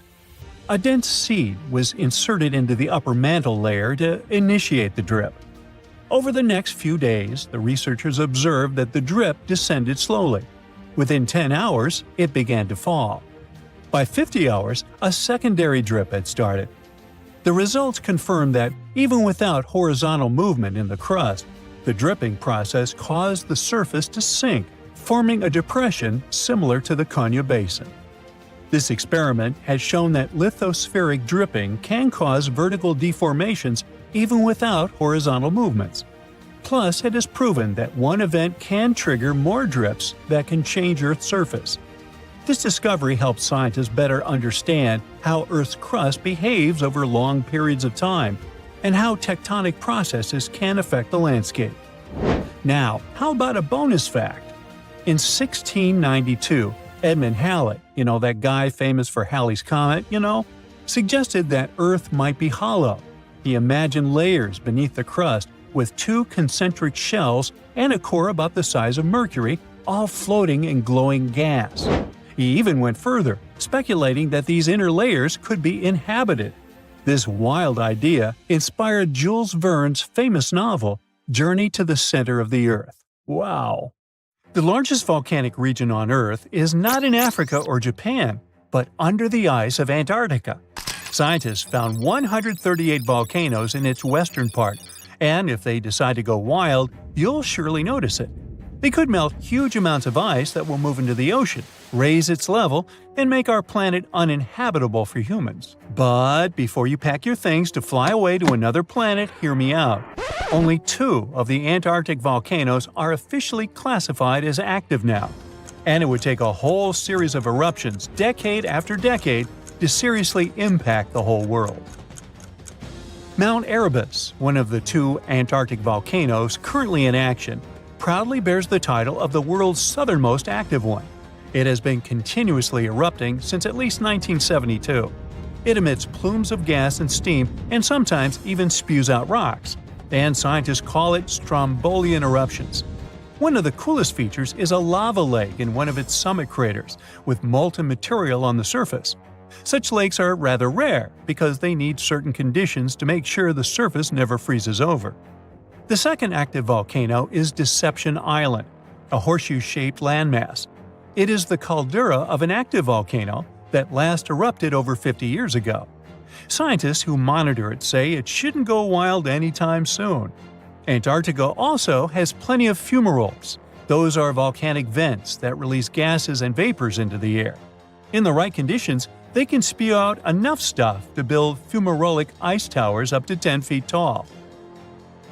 Scientists keep an eye on the Antarctic volcanoes with seismometers that detect when the Earth starts trembling from volcanic activity. Sometimes they also use more complicated tech, but it's all really challenging because of how far away this polar region is and how tricky it is to get there. That's why no one can predict when one of the continent's volcanoes that are now sleeping might erupt. We can guess what this waking up would look like if we analyze the events from nearly 20,000 years ago. So, shall we? One of Antarctica's sleeping volcanoes, Mount Vesuvius, had a series of eruptions and spewed out a good amount of halogens rich in ozone back then. Some scientists say these events warmed up the southern hemisphere. Glaciers started to melt and help finish the last ice age. For these events to repeat, we'd need a series of eruptions with substances rich in halogens from one or more volcanoes that are now above the ice. It's an unlikely scenario, but since it already happened in the past, it's not completely impossible. As for volcanoes hiding under a thick layer of ice, it looks like their gases would hardly make it to the atmosphere, but they would be strong enough to melt huge caverns in the base of the ice and produce a serious amount of meltwater. The West Antarctic ice sheet is wet and not frozen to its bed, so this meltwater would work as a lubricant and set the overlying ice into motion soon. The volume of water that even a large volcano would generate in this way is nothing compared to the volume of ice beneath it. So, a single eruption wouldn't make a difference. But several volcanoes erupting close to or beneath any of the western Antarctica's big ice streams would. Those ice streams are rivers of ice that take most of the frozen water in Antarctica into the ocean. If they change their speed, then bring unusual amounts of water into the ocean, its level will rise. As the ice would get thinner and thinner, there would be more and more new eruptions. Scientists call it a runaway effect. Something like that happened in Iceland. The number of volcanic eruptions went up when glaciers started to recede at the end of the last ice age. So, it looks like, for massive changes, several powerful volcanoes above the ice with gases full of halogens need to get active within a few decades of each other and stay strong over many tens to hundreds of years. Antarctica stores around 80% of all the fresh water in the world, and if they melted all of it, global sea levels would rise by almost 200 feet. And then we'd have to look for a new planet to live on. But this again is an unlikely scenario. It's more likely that the eruptions under the ice will lubricate ice streams and seep water into the ocean. But it wouldn't be the end of the world. A super strong, super angry supervolcano could do it though, and it has already happened in the past. Over 200 million years ago, the world went through a major makeover with not one, not two, but 4 massive volcanic eruptions in huge pulses. The supervolcano called Camp had been erupting over and over for 600,000 years. It all happened in Wrangell, a large chunk of land that used to be a supermassive volcano stretching across what's now British Columbia and Alaska. And it wasn't the lava or the volcanic ash that ruined the environment. The eruption made carbon levels skyrocket. The planet would never be the same again. This volcanic activity might have helped dinosaurs grow from cat-sized critters into giants we saw in Jurassic Park. It kicked off a 2-million-year rainy season. It made the whole world hot and humid, and the dinos just loved it. Researchers dug deep into sediment layers beneath an ancient lake in Asia to uncover these secrets. They found traces of volcanic ash and mercury, clear signs of those epic eruptions. There were carbon signatures showing huge spikes in carbon dioxide levels. It made the atmosphere toasty, and the rain poured down. So the bad news is, another eruption like this could happen. The supervolcano beneath Yellowstone National Park has been sleeping for nearly 70,000 years. But if it wakes up, it would be many times more catastrophic than the eruption of Mount St. Helens in 1980. It's considered the most disastrous volcanic eruption in U.S. history. It followed 2 months of earthquakes and injection of magma below the volcano that weakened and destroyed the entire north face of the mountain. The eruption column went 80,000 feet into the atmosphere and spread ash over 11 U.S. states and several Canadian provinces. The last Yellowstone eruption was 1,000 times greater than that. The ground above Yellowstone sits on a hot spot made of molten and semi-molten rock called magma. This magma stuff flows into a chamber beneath the park, about 4 to 6 miles down, making the ground puff up like a balloon. But then, as it cools down, the ground goes back to its usual state. Volcano watchers have been keeping an eye on this for a century. They noticed the ground lift up about 10 inches around 20 years ago, but since 2010, it's been going back down. The experts say we have no big eruptions on the horizon, so doomsday isn't coming anytime soon. But there's some underground activity going on lately which keeps us interested. Since humans haven't been around to witness every little thing Yellowstone does, it's kind of tough to say for sure what's brewing down there. Yellowstone has had some epic eruptions within the last couple million years. They happen like clockwork, with gaps of 600,000 to 800,000 years between them. The last big one was around 640,000 years ago, and it basically reshaped the entire landscape, spreading ash and debris as far as Louisiana. You can still see the aftermath of the last big eruption in the Yellowstone caldera today. Experts say a massive eruption like the last one is an unlikely scenario. We're more likely to see eruptions of steam and hot water or lava flows. When and with what force it will wake up remains a mystery to scientists. Experts explain Africa is splitting in two, and it will look like this. Up close, the process is even more shocking, with a massive crack stretching from Mozambique in the south to the Red Sea in the north. This gap keeps growing every year, tearing apart the land and destroying homes. Now, specialists believe the continent could split much sooner than we expect. Africa is breaking apart because of the Somali Plate movement. Think of it like a dramatic breakup happening with tectonic plates. On the east side, there's the Somali Plate. On the west, we have the Nubian Plate. And during this breakup, the Somali Plate just wants more space, so it's pulling away from the Nubian Plate. This movement is forming the East African Rift, a region where tectonic plates are splitting apart, magma keeps rising from deep below, and a bunch of active volcanoes are being born. So this place is hot, with daytime temperatures that can soar to 130 degrees Fahrenheit, and at night they cool down to 95 degrees. Inside this hot zone, we have the Afar Triangle, also known as the Afar Depression, and its geology is fascinating, as the rifting process is causing valleys, faults, and deep cracks to form in this region. Take, for example, this massive 35-mile-long fissure in Ethiopia's desert. It's also so wide that a person can easily fit inside of it. But what's scary is this crack keeps getting bigger, growing about a half an inch every year. The Nubian and Somali plates moving apart could also lead to a new ocean forming in Africa. This type of process isn't something new. About 150 million years ago, when dinosaurs were still around, a similar tectonic shift created the Atlantic Ocean. The continents were once all clustered together, but when a rift formed in what was Pangaea, it started pulling them apart, splitting the east and west hemispheres.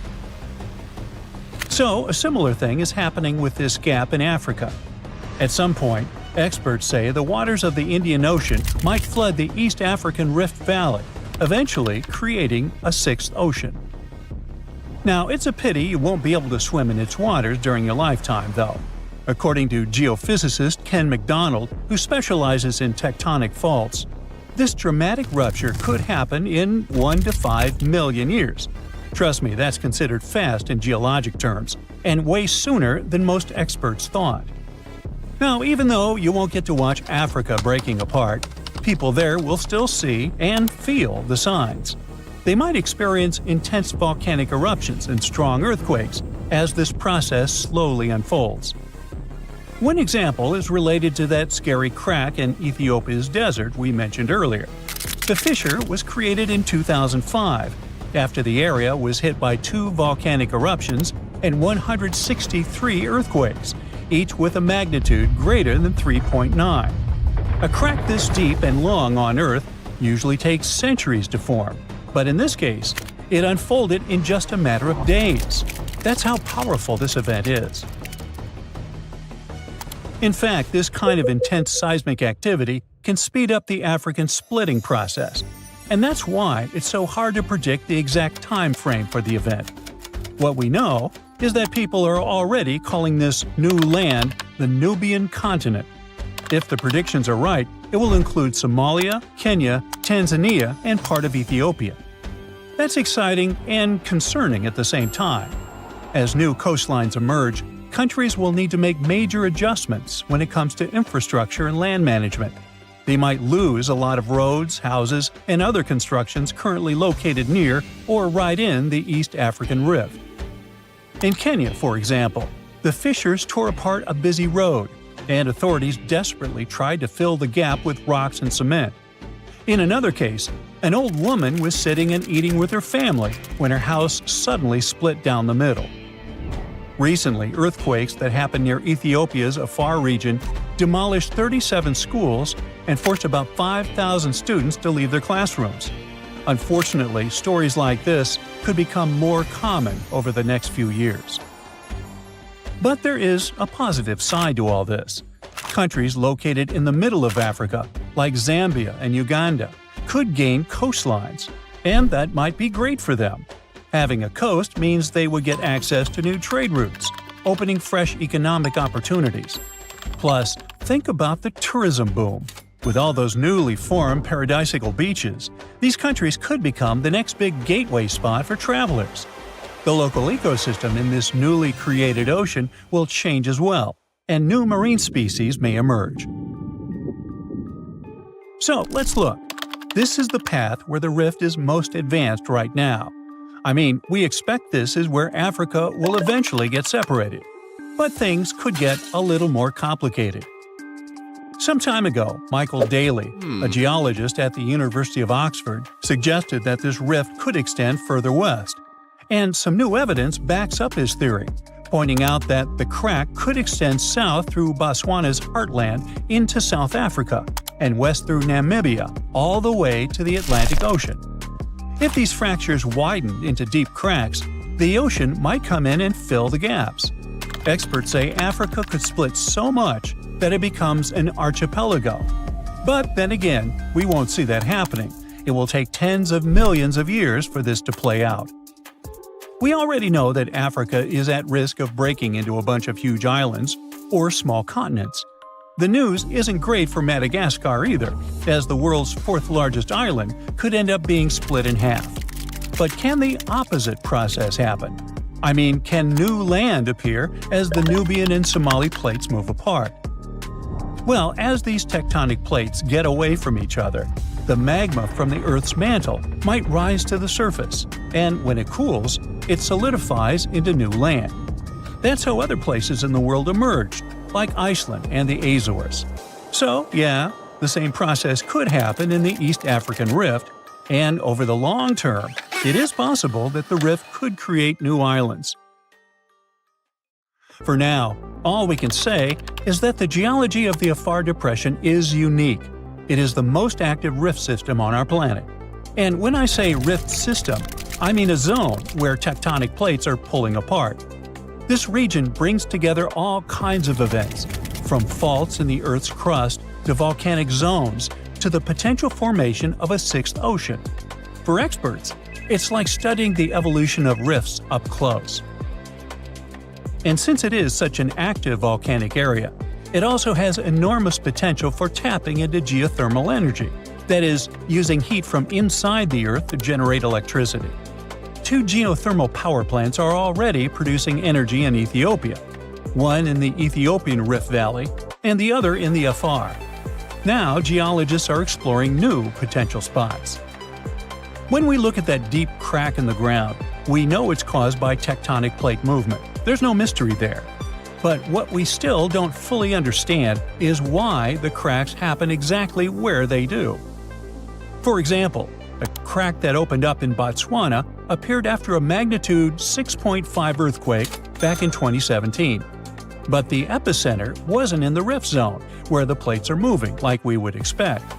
Instead, it was farther south. Since it's unusual for a rift to happen without volcanic activity, this fact really challenges our traditional ideas of how continents divide. Figuring out why these cracks appear in specific spots is still a missing piece of the puzzle for experts trying to explain how Africa is splitting. Hopefully, we get some answers before the continent turns into a massive archipelago. Brighter green plants might give us a warning when a volcano is stirring. Turns out, unlike earthquakes, which are super unpredictable, volcanoes can sometimes show early signs. Plants growing around volcanoes look healthier when volcanic activity ramps up because they thrive on increased carbon dioxide levels, a gas that volcanoes emit during eruptions and through underground magma. They also turn browner when the volcanic activity peaks, likely due to harmful gases and heat harming the vegetation. Scientists use satellites to figure this all out. They analyzed satellite data spanning from 1984 to 2022. Future changes might be tracked through satellite imagery as well. Now, this isn't easy to measure directly, especially when volcanoes are tucked away in hard-to-reach, lush areas, such as Taal Volcano in the Philippines and Mount Etna in Italy. This way, plants could give us a heads-up about volcanic eruptions years before they happen. With this new, weird method, we could save nearby communities by enhancing safety measures, minimizing property damage, and improving evacuation plans. Volcanoes and plants are often tied in mysterious ways. For example, volcanic eruptions in Krakatoa, Indonesia, gave a surprising boost to saguaro cacti in Arizona's Sonora Desert, even though they're thousands of miles away. When the infamous Krakatoa volcano erupted in the 19th century, it sent shockwaves around the world and suddenly helped nurture a generation of saguaros. These incredible cacti can be up to 40 feet tall as adults, but they start life as tiny seedlings that struggle to survive in the desert's harsh conditions. However, thanks to the cooler and wetter conditions caused by volcanic eruptions like Krakatoa, they can get unbelievable growth spurts. Chillier summers and milder winters that follow such eruptions create perfect conditions for young saguaros, which usually don't make it due to extreme heat and cold. But volcanoes not only influence plants, they're also Earth's jewelry makers. Deep beneath the surface, in the fiery heart of a volcano, conditions are just right to form dazzling gems. When volcanoes erupt, they can bring these treasures up to the surface. One of the most famous gems created by volcanic activity is the diamond. They're usually found in a rare type of volcanic rock called kimberlite, which forms deep within the Earth under extreme pressure and temperature.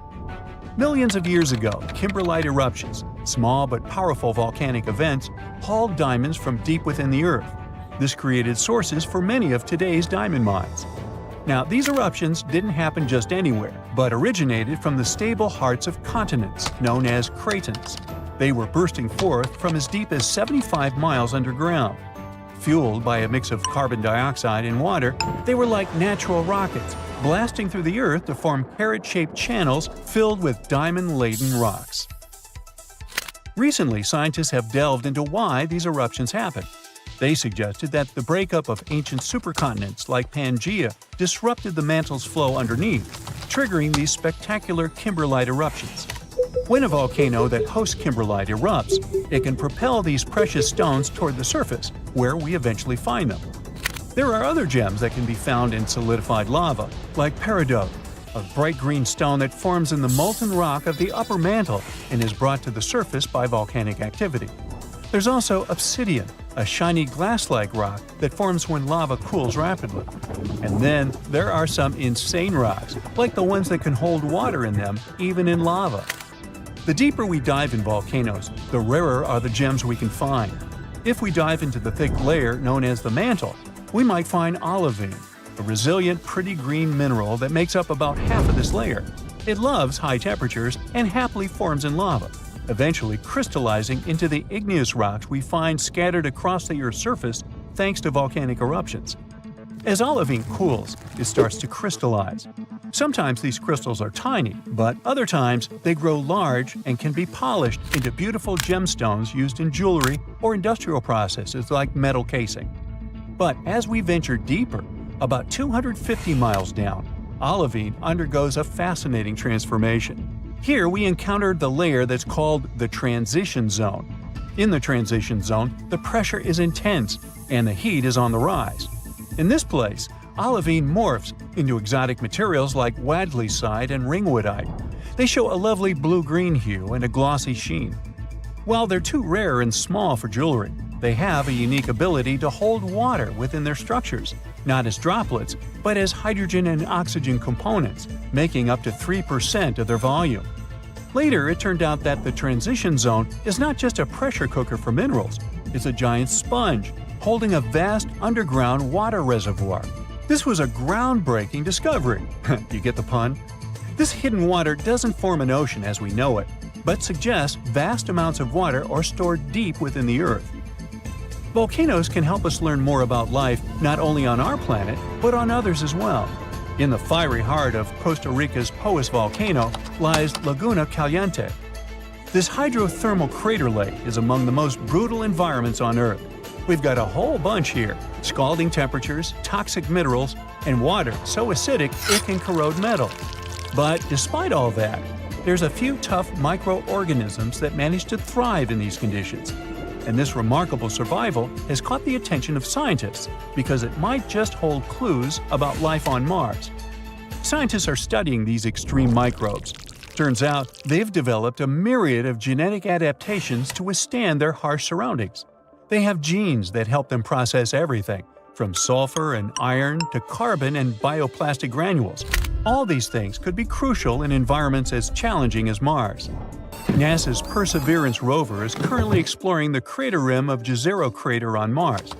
Previously, we looked for Martian life signs in places like old stream beds and river deltas. However, the discovery of Laguna Caliente suggests that we should probably look for life in the remnants of ancient Martian hot springs as well. These spots might have once had the right cocktail of heat, water, and energy sources that are thought to be essential for kickstarting biology. Volcanoes can help planets in many ways, but they can also destroy life. Scientists believe that volcanic activity was one of the main reasons for at least 3 of Earth's 5 mass extinctions. Take the mass extinction of dinosaurs. We're used to blaming it on the Chicxulub meteorite, but there's a chance it could have been caused by volcanoes. The consequences of the eruptions can be horrifying. Mount Tambora, located on the Indonesian island of Sumbawa, erupted in 1815 and was the most powerful eruption ever recorded in history. This massive eruption was so strong it ejected between 8 to 11 cubic miles of material. It was so loud that the sounds of the eruption were heard as far away as Sumatra, over 1,600 miles distant. Before its catastrophic eruption, Tambora had been dormant for centuries, and its magma chamber slowly cooled and crystallized. This process built up immense pressure inside the volcano. It was eventually released in a series of terrifying events starting on April 5, 1815. The climax came on April 10th, when massive plumes of ash and pumice were thrown into the atmosphere. The aftermath of the eruption was dire. Tsunamis devastated the surrounding area. It's estimated that around 4,600 people passed away immediately from the eruption itself, with ash fallouts affecting air quality and water sources across the region. This event came down in history as the year without a summer. This was due to the vast amount of sulfur dioxide Tambora ejected into the stratosphere. It created a veil of aerosols that reflected sunlight and significantly lowered global temperatures. A similar thing happened to our planet 66 million years ago, during the dinosaur extinction. The sky turned black for months. I mean, I wasn't there, but that's what they say. So this huge volcano, everyone thought to be extinct, woke up and spat out a black ash cloud 50 miles high. That's about 9 times as tall as Mount Everest. Located in what is now Indonesia, the powerful Krakatoa had caused huge tsunamis that rocked over ships as far away as South Africa. It also changed the temperatures around the world for several years. The volcanic island of Krakatoa in the Sunda Strait was likely born thanks to another major eruption several centuries ago. It hadn't erupted for at least 200 years before 1883. So the first tremors and blasts in May of that year came as a total shock to people living nearby.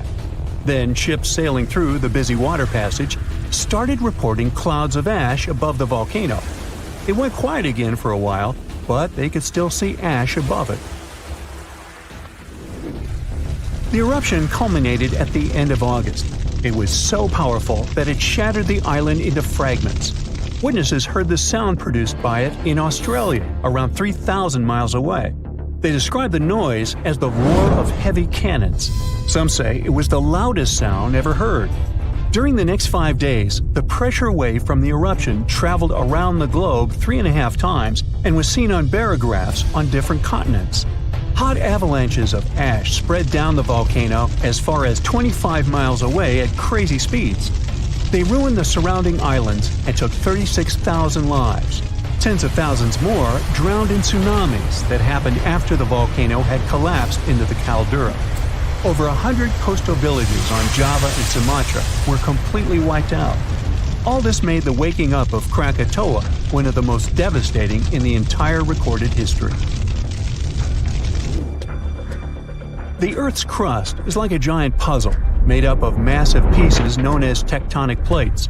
These plates are constantly sliding against each other over the mantle, which is the molten layer beneath. Indonesia is right in the middle of the so-called subduction zone. Here, the Indo-Australian plate collides with part of the Asian plate as it moves northward. As the oceanic plate dives down, it gets heated up, and you've got the perfect recipe for a volcanic hotspot. Krakatoa had 3 peaks, each serving as an exit door for a massive magma chamber beneath it. During a previous eruption, debris blocked one of these exits, and the pressure built up beneath. When Krakatoa finally blew its top, the blast split the magma chamber wide open. The eruption led to a so-called volcanic winter. Krakatoa had sent 6 cubic miles of rock, ash, and debris into the atmosphere. They created a thick veil that surrounded the Earth. The particles scattered sunlight, and the troposphere below cooled down. The effect stayed strong for several years. The Northern Hemisphere experienced colder than average temperatures, and in some regions, summer temperatures didn't rise to typical levels. Southern California received a record amount of rainfall in the months following the eruption. The sky became darker in different parts of the world for years afterwards. The sunsets, for many months, turned into a spectacular show of red and orange. One astronomer supposed it was the source of the inspiration for The Scream by Edvard Munch.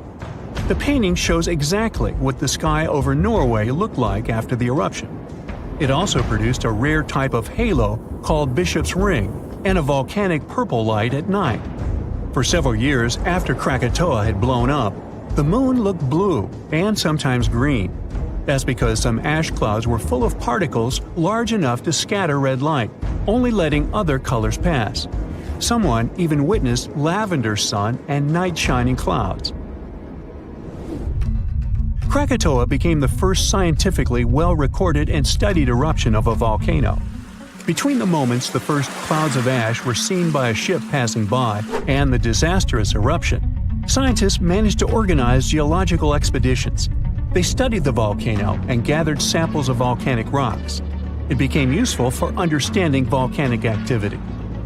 Krakatoa was sleeping tight until the 1920s, when some locals noticed a column of steam and debris spewing from the collapsed caldera. Within weeks, the rim of a new cone sprang up above sea level. After a year, it was a small island named Child of Krakatoa. It continues to erupt, but fortunately without serious consequences so far. In April of 1815, Mount Tambora unleashed a massive eruption, wreaking havoc on the Indonesian island of Sumbawa.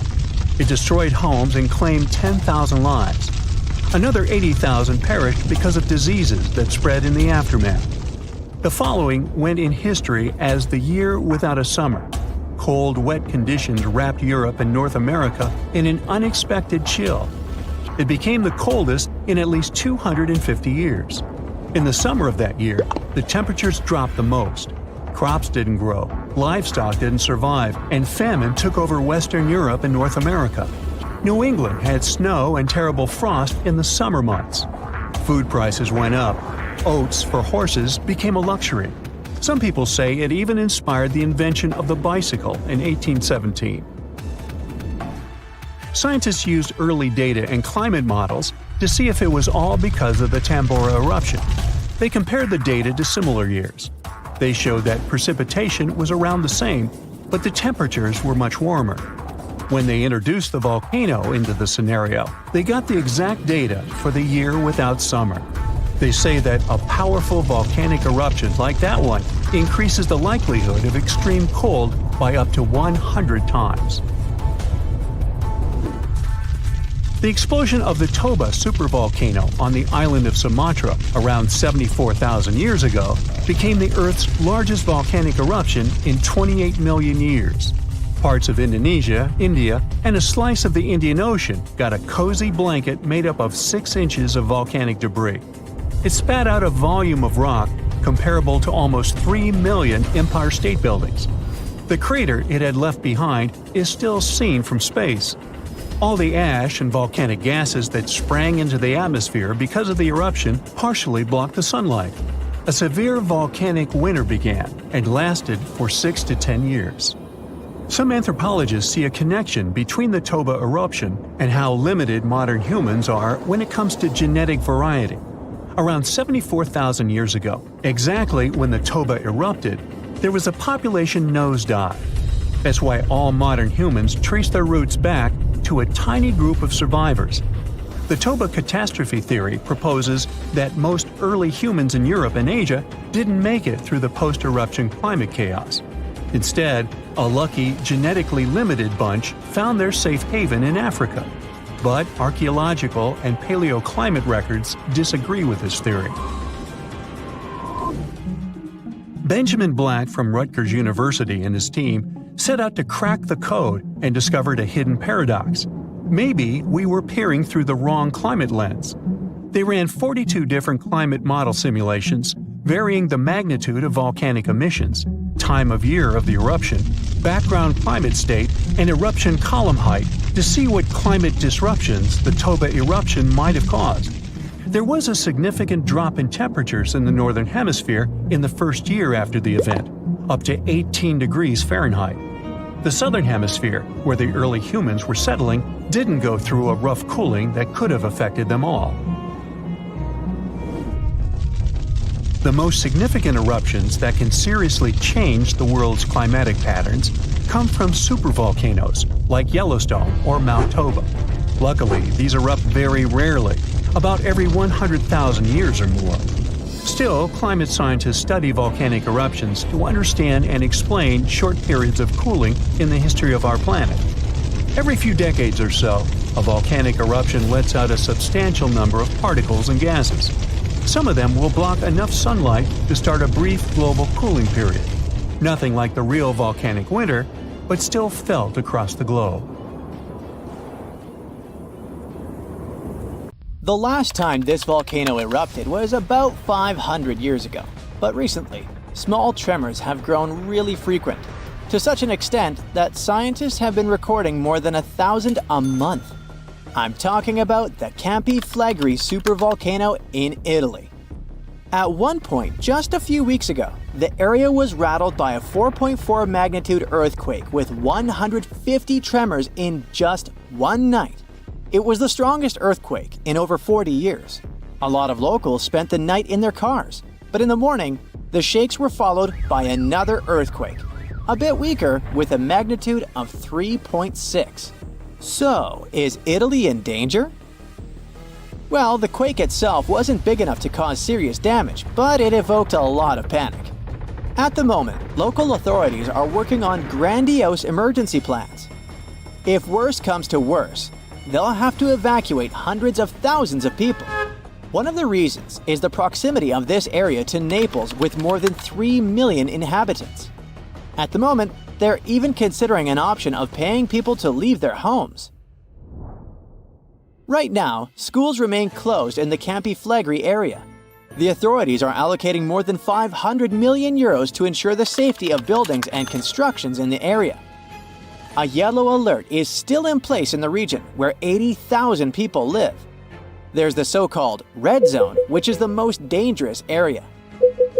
There are 1,250 houses in this red zone, and all of them will be at high seismic risk if an eruption begins. Plus, more than twice as many will be at medium risk. Italy is a country prone to seismic activity, and Pozzuoli is a densely populated area that is located on one of the most dangerous supervolcanoes in Europe. Campi Flegrei has 24 hidden underground craters and dwarfs the better-known Vesuvius.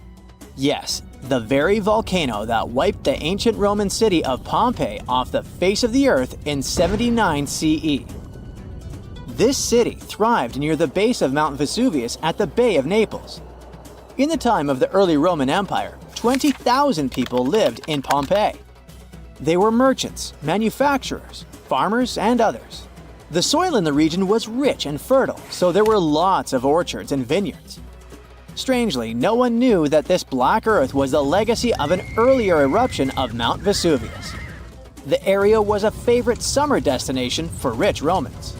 Sadly, at noon on August 24, 79 CE, all this prosperity came to an end. The peak of Mount Vesuvius exploded, sending a 10-mile-high mushroom cloud of ash and pumice into the stratosphere. For the next 12 hours, the eruption was wreaking havoc on the city. Volcanic ash and a hail of pumice stones, some of which were 3 inches in diameter, showered Pompeii. It forced the city's occupants to flee in terror. Around 2,000 people holed up in stone structures and cellars, paralyzed by fear. They hoped to wait out the eruption. Who knows? Maybe if they had decided to leave the city immediately after the beginning of the eruption, they would have had some chances to survive.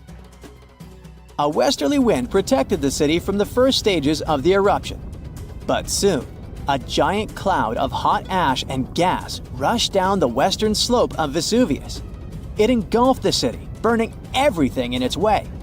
This disastrous cloud was followed by a flood of volcanic mud and rock, which completely buried the city. As if the volcano was making sure no one would survive, a cloud of toxic gas poured onto the city, finishing the lives of a few survivors on August 25th. A flow of rock and ash followed. It collapsed roofs and walls and turned the city into a giant cemetery. When a supervolcano erupts, the consequences are usually catastrophic. Supervolcanoes have at least once had an eruption with a volcanic explosivity index of 8, which is the largest recorded number on the index. Supervolcanoes are often extremely large, with no cone at all. That's because they're typically the remains of gigantic magma chambers that once flared up, leaving behind a caldera. They're usually located over hotspots and appear when huge volumes of magma are trying to escape from deep underground. Eventually, they burst through Earth's surface. Sometimes, all this magma gets stuck, unable to break through the planet's crust. And then, massive pools of pressurized magma gather at a depth of several miles. The pressure keeps growing because more and more magma is trying to get to the surface. At one point, a super eruption goes off. The most recent super eruption happened in New Zealand. Well, when I say recent, I meant around 26,500 years ago. That's when a supervolcano beneath the surface of Lake Taupo spewed into the air more than 300 cubic miles of ash and pumice. Imagine 500,000 Great Pyramids of Giza flying up into the air at the same time. That's how incredibly powerful that eruption was. But the most exciting and confusing thing about the eruption was that the Taupo volcano didn't simply go off like many others. At first, everything was going as usual. Tons and tons of pressurized magma had built up under the surface, and the pressure was getting higher and higher. But after the rock cracked and the first portion of lava rushed out of the crater, something went wrong, and the supervolcano took a break. Only several months later, the disastrous eruption shook the ground. Thousands of tons of lava, rocks, and ash flew high into the atmosphere. The unusual pattern of Taupo still confuses scientists. The Indonesian eruption at Toba Caldera 75,000 years ago was the largest eruption in the last 2 million years. Experts estimate that the eruption could have released hundreds of thousands of tons of sulfuric acid, which might have even caused a several-degree cooling of the planet's surface. But nowadays, the impact is hard to detect because of glaciers that covered the ground afterward. There are also several so-called supervolcanoes that haven't lived up to this name yet because they've never produced any super eruptions. For example, in 1883, Indonesian volcano Krakatoa went off. The power of the eruption tore the volcano's walls open. and cold seawater rushed into its molten insides.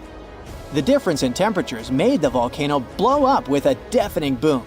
It was clearly heard 3,000 miles away in Australia. It earned the blast the title of the loudest sound in history. But even though the consequences of this event were truly catastrophic, it still turned out not powerful enough to be called a super eruption. It only had a volcanic explosivity index of 6. Then, there's also Mauna Loa. It's a shield volcano, which means it won't produce explosive eruptions, but its sheer size makes this monster of a volcano extremely dangerous. At the moment, the volcano seems to be at peace with its surroundings. Research equipment doesn't show any signs of activity on Mauna Loa, but if Mauna Loa did suddenly erupt, lava flows could reach the ocean and the most populated and touristy places like Captain Cook very fast, in a matter of hours.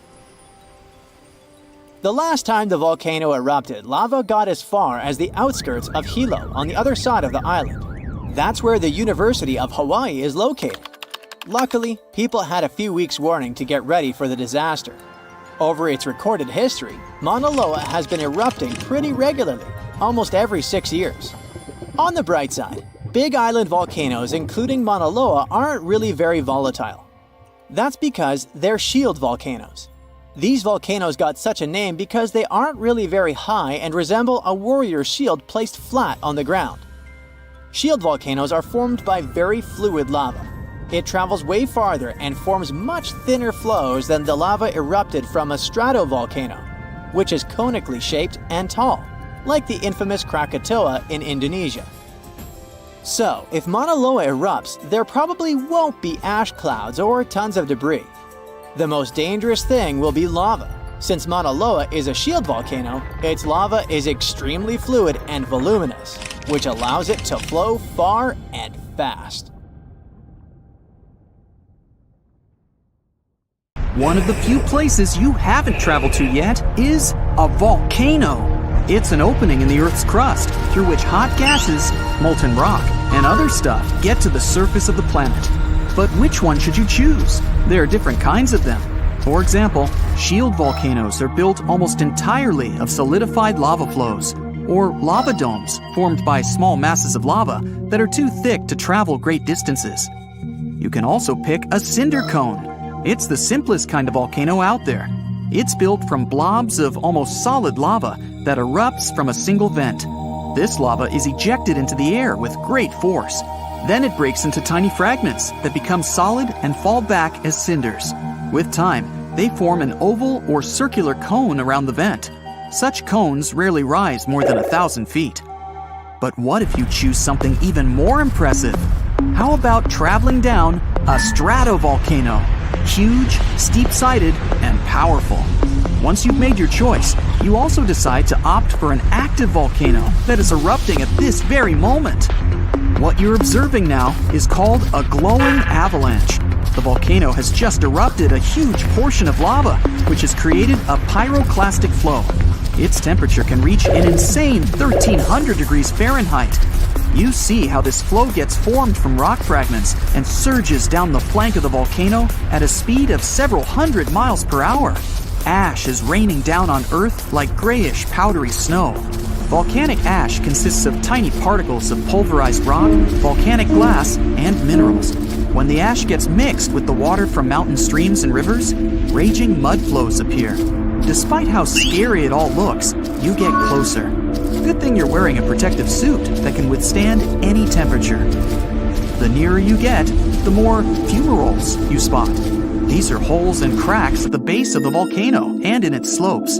They emit huge clouds of steam and volcanic gases, carbon dioxide and sulfur dioxide. Some of the cracks are so large, you can probably squeeze through and sneak a peek inside the volcano. But you have a different destination, the crater. On your way there, you spot a strange conical structure on the side of the volcano. It looks like a horn growing on the main cone. It must be a secondary cone, also known as a parasitic cone. Such cones form around secondary vents that reach the surface of large volcanoes. In this case, an eruption can occur not only through the main vent at the top of the volcano, but also through these additional vents. In any case, that's not where you're heading. Soon, you reach the crater. It's a massive circular basin. When you go to its edge and look inside, you see it's also very deep. The lava vent, which is where you need to go, is at the bottom of the crater. But even before jumping into the vent, you spot some strange tubes hiding under the lava flow. Those are lava tubes, natural passages through which fresh liquid lava travels beneath the surface of the lava flow. You decide to make a detour and follow one of the tunnels. It's the main lava tube. You also spot several smaller tubes. They supply lava to one or more lava flows. If the volcano wasn't erupting at the moment, the lava would drain down slope from this tube system. The passages would have lava marks on the walls, a flat floor, and lava stalactites hanging from the ceiling. But even now, there's some empty space above the flowing lava. That's because it has eroded downward, making the tube deeper. But right now, you need to get back. You take the next turn and get back to the crater. You wait till the volcano spews another portion of boiling lava and dive into the volcano's throat. It's the entrance of the volcano. Lava and volcanic ash get ejected from here. The volcano's throat is wide, and you easily travel deeper down. The lava around you glows bright red and orange. That's because when it first bursts to the surface, its temperature can reach 2200 degrees Fahrenheit. That's hot enough to melt iron. You move down the volcano's main vent. It's a weak point in our planet's crust. There, scorching hot magma manages to escape from its chamber and reach the surface. While going deeper and deeper into the vent, you notice sills. Sometimes, lava intrudes between the crack in the crust, pools there, and crystallizes. This creates deposits of ash and solidified lava. That's what sills are. Pretty soon, you reach a magma chamber. It's a large pool of molten rock. The one you're in at the moment is quite shallow. That's because it's not the main one. After traveling several more miles down through the vent, you get to another huge magma chamber. It supplies the small one beneath the base of the volcano. The main magma chamber lies in Earth's crust, which stretches from 3 to 44 miles deep. The molten rock there remains under extreme pressure, and the temperatures inside are incredibly high. With time, the rock surrounding the magma chamber starts to break and fracture. This creates outlets for the magma, and since it's made of a much less dense material than the surrounding rock, the magma begins to seep through the cracks to the surface. From the main chamber, it rises to the upper one. Then it makes its way to the surface in a powerful eruption. You explore the magma chamber and then decide to go even deeper than that, to the place from where all that molten rock gets into the magma chamber. You're moving through the crust. The volcano is located on land. That's why your trip takes longer than it would if you were traveling through the oceanic crust. It's only 3 to 6 miles wide. But the continental crust is much thicker. It can be 28 miles thick in some places. As you're going through the crust, you can't but notice its light color. That's because it consists mostly of granite. If you were going through the oceanic crust, the material surrounding you would be dark or nearly black because it has a different composition. The deeper you go, the hotter it becomes. Sure, the temperature here isn't as high as in the magma chamber, but still, at the boundary with the mantle, your thermometer shows 750 degrees Fahrenheit. At a depth of about 20 miles, you reach the boundary between the crust and the Earth's upper mantle. There, the pressure reaches a mind-boggling 10,000 atmospheres. That's where magma comes from. You could finish your journey and get back to the surface, but your curiosity gets the better of you. You decide to go deeper, all the way to the center of the Earth. The next layer on your way is the mantle. It makes up 2/3 of the Earth's mass and 84% of our planet's volume. It's 1,800 miles thick. The rock closer to the inner part of the mantle is semi-solid, like caramel candy. The upper part of the mantle, as well as the crust, is broken into massive pieces. They look like a colossal jigsaw puzzle. Those are tectonic plates. They drift at a speed of 1 to 2 inches per year. You're moving through the upper mantle and feel the temperatures rising up to 1600 degrees Fahrenheit. Near the boundary with the core, the temperature is already as high as 7000 degrees Fahrenheit. The pressure in the lower mantle reaches 240,000 atmospheres. You'd feel the same pressure if 3,300 elephants made a tower on your head. At a depth of about 1,800 miles, you see the boundary between the mantle and the outer core. The insides of the planet around you are heated up to 9,000 degrees Fahrenheit. Such temperature is high enough to keep the outer core liquid. The pressure there is almost 2 million atmospheres, but it's not enough to make the iron that the core is made of solid again. The outer core is 1,500 miles thick. It churns in massive turbulent currents and generates a magnetic field. In the outer core, Earth's magnetic field is 50 times more powerful than at the surface. You are now more than 3,000 miles underground, and you've reached the inner core.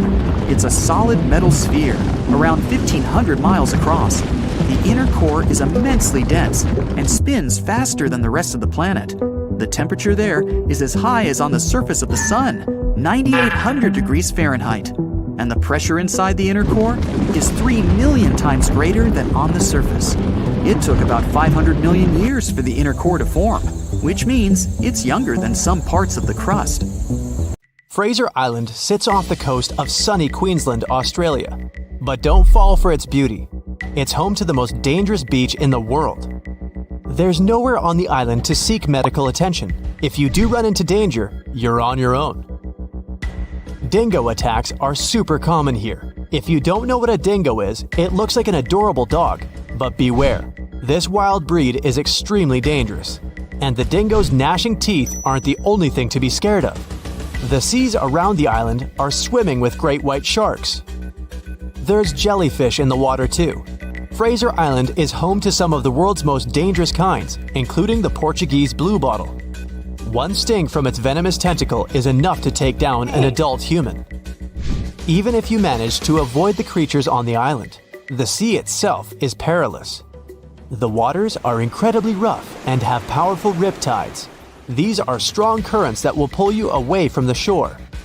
And remember, there are no lifeguards to come to your rescue if you get in trouble. Even the sand is dangerous. Car rollovers in the thick dunes happen all the time.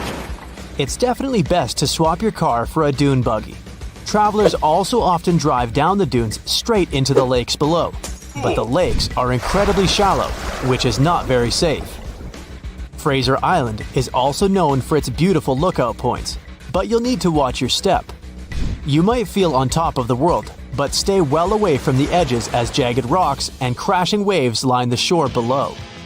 There's an island in Brazil known as Snake Island, which is equally dangerous. I wonder what the hazard could be here. It's home to thousands of golden lancehead vipers, which are one of the most venomous snakes on the planet. They grow to over 20 inches long, and their fast-acting venom melts the flesh from around their bites.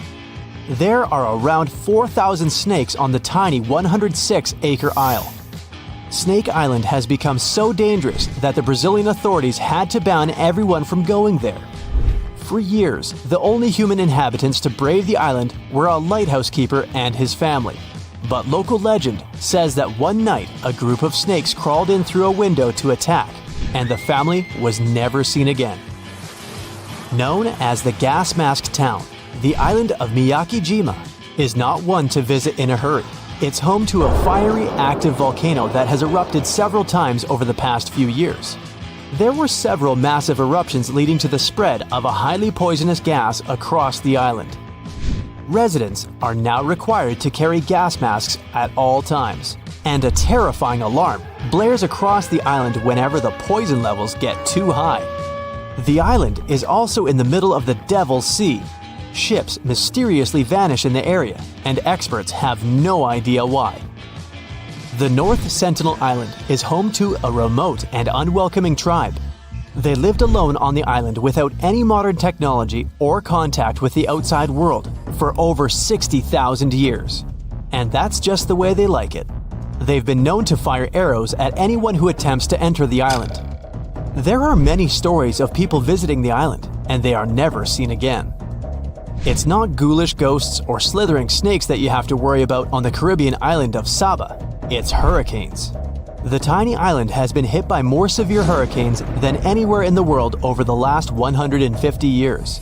There have even been 7 tropical cyclones, which is an intense circular storm. The winds in these storms can reach 254 kilometers an hour. Try standing up in that. You'll also struggle to find a pilot who'll even land on the island.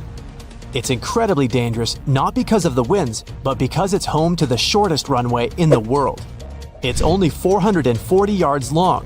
2 huge rocky ridges surround the runway, so there's no room for mistakes.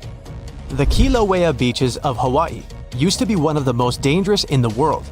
The Kilauea volcano has been almost consistently erupting for the past 35 years, spewing red-hot lava into the surrounding waters. The water temperatures have even passed boiling point as a result of the lava. Happily, it's no longer active. While the island of Bikini Atoll might sound like the perfect summer vacation destination, it's most certainly not. The problem is that this place has dangerously high radiation levels, and the locals had to leave it. Although the island was declared safe in the 90s, its original inhabitants have refused to return. The lack of fishing in the area has also led to a massive increase in sharks who swim the waters in search of their next meal. Strangely, the corals and reefs are thriving. From the distance, Ramree Island looks idyllic. White sand, swaying palms. But beware. They say thousands of hungry saltwater crocodiles used to lurk there, ready to strike at any time. The exact number of those animals was unknown, and some scientists claim that there are quite a few of them right now. I'd stay well clear of the island though. I don't really feel like becoming crocodile food. Skeleton Coast in Namibia is appropriately named as the harsh landscape and lack of water make life almost impossible. Whale carcasses, turtle shells, and elephant rib cages litter the shore. If that isn't bad enough, lions and hyenas patrol the beach in search of their next meal. The surrounding waters are just as dangerous, as they are home to 11 different species of shark. Many sailors have become lost on this coast and have never been seen again. Cape Tribulation in Australia also lives up to its name as it is packed, full of dangers. Swimmers have to wear special stinger suits because the water is teeming with stinging jellyfish. Saltwater crocodiles also hide in the water, but they don't make a suit to keep you safe from those. It's not just the jellyfish that sting. The area is covered in stinging trees. The trees have jagged leaves that give the crocs' teeth a run for their money. On land, there's angry cassowary birds. There are flightless birds that are the same size as an ostrich. They have sharp talons that can easily slice through skin. The Utterkleiv beach in Norway is one of the best places to see the northern lights, but you'll be lucky if you survive more than one night there. The seas surrounding the island can reach 46 degrees Fahrenheit, and that's just in the summer. It probably feels like swimming in ice cream. For years, Gansby Beach has remained a habitat for the most dangerous creatures on the planet. Sharks are particular fans of its waters, and the coastal stretch is known as the Great White Shark Capital. The sharks are attracted to the 60,000 sea lions that flock to the beach every year. Not just shark food, wild sea lions can be unpredictable and aggressive towards humans. Comoro Islands are the worst vacation destination for those who don't really like mosquitoes. The place is swarming with the little guys. Locals say all the water on the island must be contaminated because of them. So they like to sterilize water before drinking, making ice, and even brushing their teeth. If you're really into coconuts, there's one place you should probably go to grab some. I'm talking Danger Island. Yep, it's the real name of one of the islands in the Chagos archipelago. It shouldn't scare you off though. The major problem it has is parking. I mean, safe anchorage for those who come there. Finally, while it may sound dreamy, you're probably going to want to avoid the beaches of the Amazon. Sharp-toothed red-bellied piranhas, anacondas, and electric eels are just some of the beach's regular residents. It has one of the widest varieties of animal species on the planet, including the Amazonian giant centipede, which has a poisonous bite. It's not just the animals of the Amazon that you have to watch out for. Strychnos and curare are the 2 Amazonian plants that are super poisonous. When you think of a volcano, what's the first thing that comes to mind? Streams of red, steaming hot lava pouring over the sides? Dark clouds of ash rising high into the sky? Maybe you think of a relaxing hot spring. Ah, that's nice. Well, we all imagine one thing, a cone-shaped mountain looming over the horizon. But it can be as green and lush as any other mountain. At the top, of course, there's a giant hole, like an opening that goes all the way down. Inside, there's lava and gases being pushed outside. Lava is so hot that if you were standing at the top of the volcano and looked down, your face would feel as red as the color of that liquid rock oozing out. A volcanic eruption never comes without consequences for us. And I'm not just talking about people living nearby. The impacts are usually felt on a global scale, too. Can't fly for a while because of the blanket of ash released in the air. Not to mention, it might be a bit tricky to breathe. Carbon dioxide, sulfur dioxide, and plenty of other toxic gases whose names immediately take you back to your high school chemistry class. Funny enough, most of that cloud rising out of a volcano is just water. Well, vaporized from those scalding temperatures. But before any volcano erupts, it goes through stages like an angsty teen. First, magma, that's lava before it erupts onto the surface and gets its name change, starts moving underneath the volcano. This causes earthquakes that get worse and more dangerous over time. Then, steam and different gases start spewing out of holes in the planet's crust. Our Earth resembles a tea kettle about to whistle. When the gas emissions and earthquakes get more massive, it usually means the volcano is about to blow its top. But those first stages can take years before an eruption happens. Then, the magma starts building up. With more and more pressure, it's planning to make its great escape. It's hard to notice this happening if you don't have the proper equipment. Good thing scientists do, and they've got us covered. The volcano becomes more active by the minute. Ash starts coming out and spreading in the air, creating ominous clouds that turn day to night. With the magma building up, an eruption is imminent. Then, boom! The surface gives in under the pressure below. The magma makes its exit. It's now lava, spewing out the top and flowing down the sides of the mountain. None of this sounds very appealing. So, what if it never happened? What if there were never any volcanoes at all? Would Earth still be the same? Not at all. If volcanoes never existed, there wouldn't be an atmosphere. When our planet was still just a young pup, volcanic gases are what created our protective bubble that allows you and me to breathe right now. They also played a big part in shaping the land and oceans. 4 billion years ago, Earth was still forming. It didn't look anything like the pale blue dot we know today. It was red hot, and the water was trapped under the crust. It wasn't until the surface started to cool down and solidify that the water was finally able to escape. Volcanoes acted sort of like a tear in the fabric of our planet. Water vapor would condense in the atmosphere and then fall back down as rain. It rained for so long that the third planet from the sun started turning into the blue ball we're more familiar with. In fact, there's even a theory that all the water on Earth came from volcanoes. And without water, of course, life wouldn't have been able to form. Land formation went through a similar process. You see, our planet was a pretty rough place to be when it was forming. It was a molten surface with fields of lava and constant volcanic eruptions and space rocks always crashing into it, because there was no atmosphere to protect it. When it started cooling down, a good solid surface formed, but the hot material underneath was still boiling and bubbling, and it continued making its way up. The crust would move and form thick layers with the material that was rising up. Over time, these layers became more permanent. Volcanic eruptions were still happening, but the first landmass had finally formed. Okay, we'll take the best part of volcanoes, an atmosphere. So what if they stopped erupting long after we got our protective breathable shield? Still not good. For starters, volcanoes created the most fertile soil. Around Naples, you have the famous Mount Vesuvius. The soil quality there is incredibly rich. And that's thanks to two huge volcanic eruptions, one that happened 35,000 years ago and another 12,000 years ago. Sure, these volcanoes caused a lot of short-term damage, but in the long run, these soils were fertilized by them. Now the region grows all kinds of citrus fruits, olives, grapes, cherries, and of course, their staple, tomatoes. There'd be none of that without rich volcanic soil, and Naples is by far not the only example like this. Bacteria, the first living organisms, lived in hot water.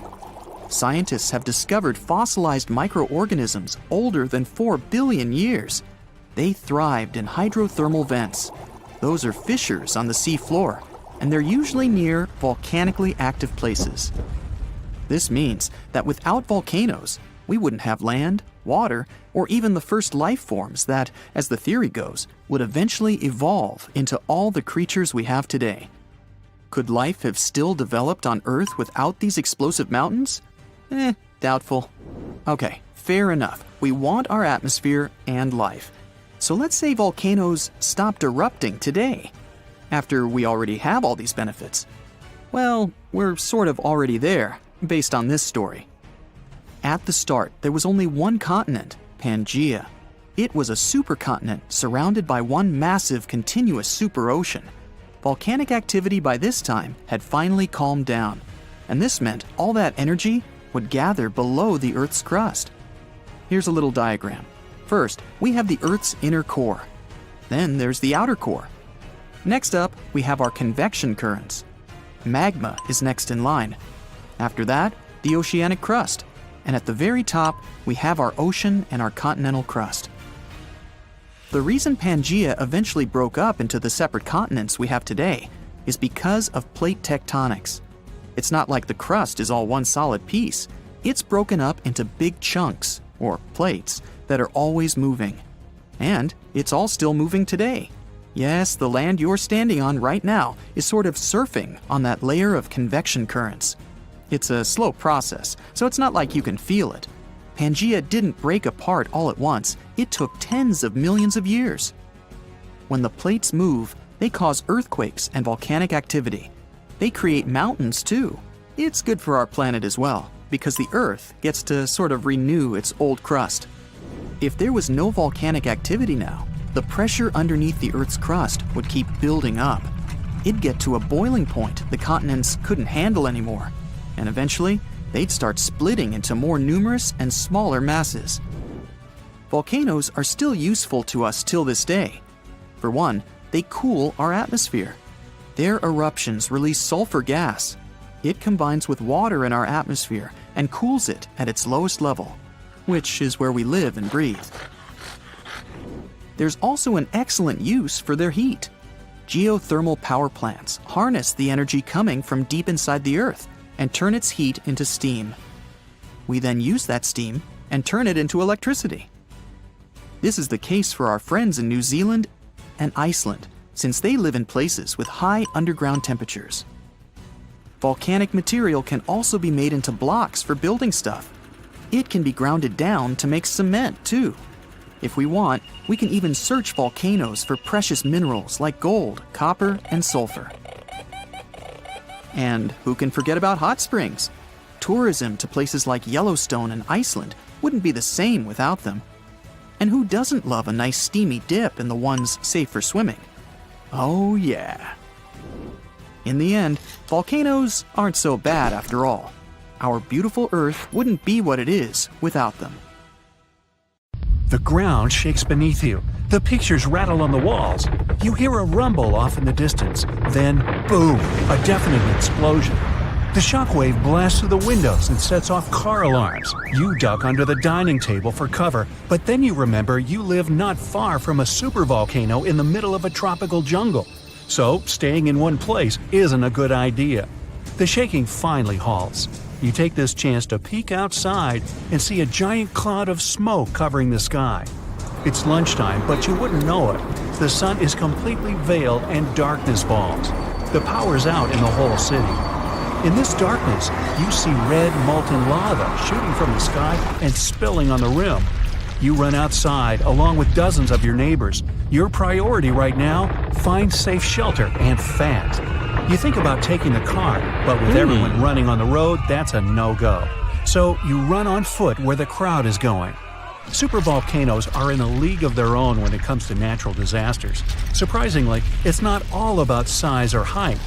A volcano is dubbed super if it erupts more than 240 cubic miles of magma. That's more than enough to overfill Lake Erie. It must also have a history of erupting and a magnitude of 8 on the Volcanic Explosivity Index. The largest active volcano on Earth is Hawaii's Mauna Loa. It's so big, it would cover the entire state of Rhode Island plus some. And next time you see a commercial plane flying high in the sky, remember that 30,000-some-foot altitude is about as tall as Mauna Loa is from base to summit. It's technically taller than Everest when you measure it like that, yet it's not considered a supervolcano. So you're running along the dark road not knowing and barely seeing where to go.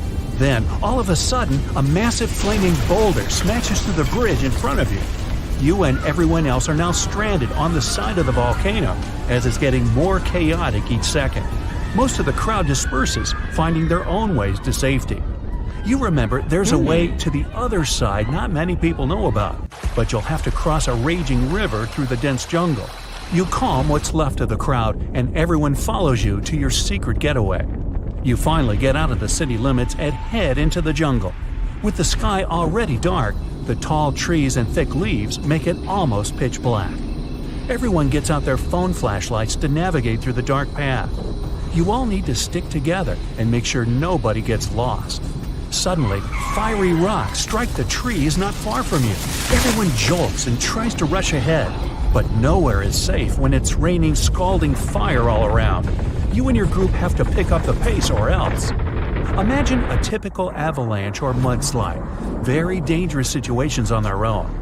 Now, imagine an avalanche of lava rocks and lava sliding down a mountain instead of mud. That's what's making its way towards you right now. More and more people catch up with your group and bring news that the entire neighborhood is submerged in lava. It's traveling quicker than you thought. You can never really predict how fast a lava flow will be until you see it.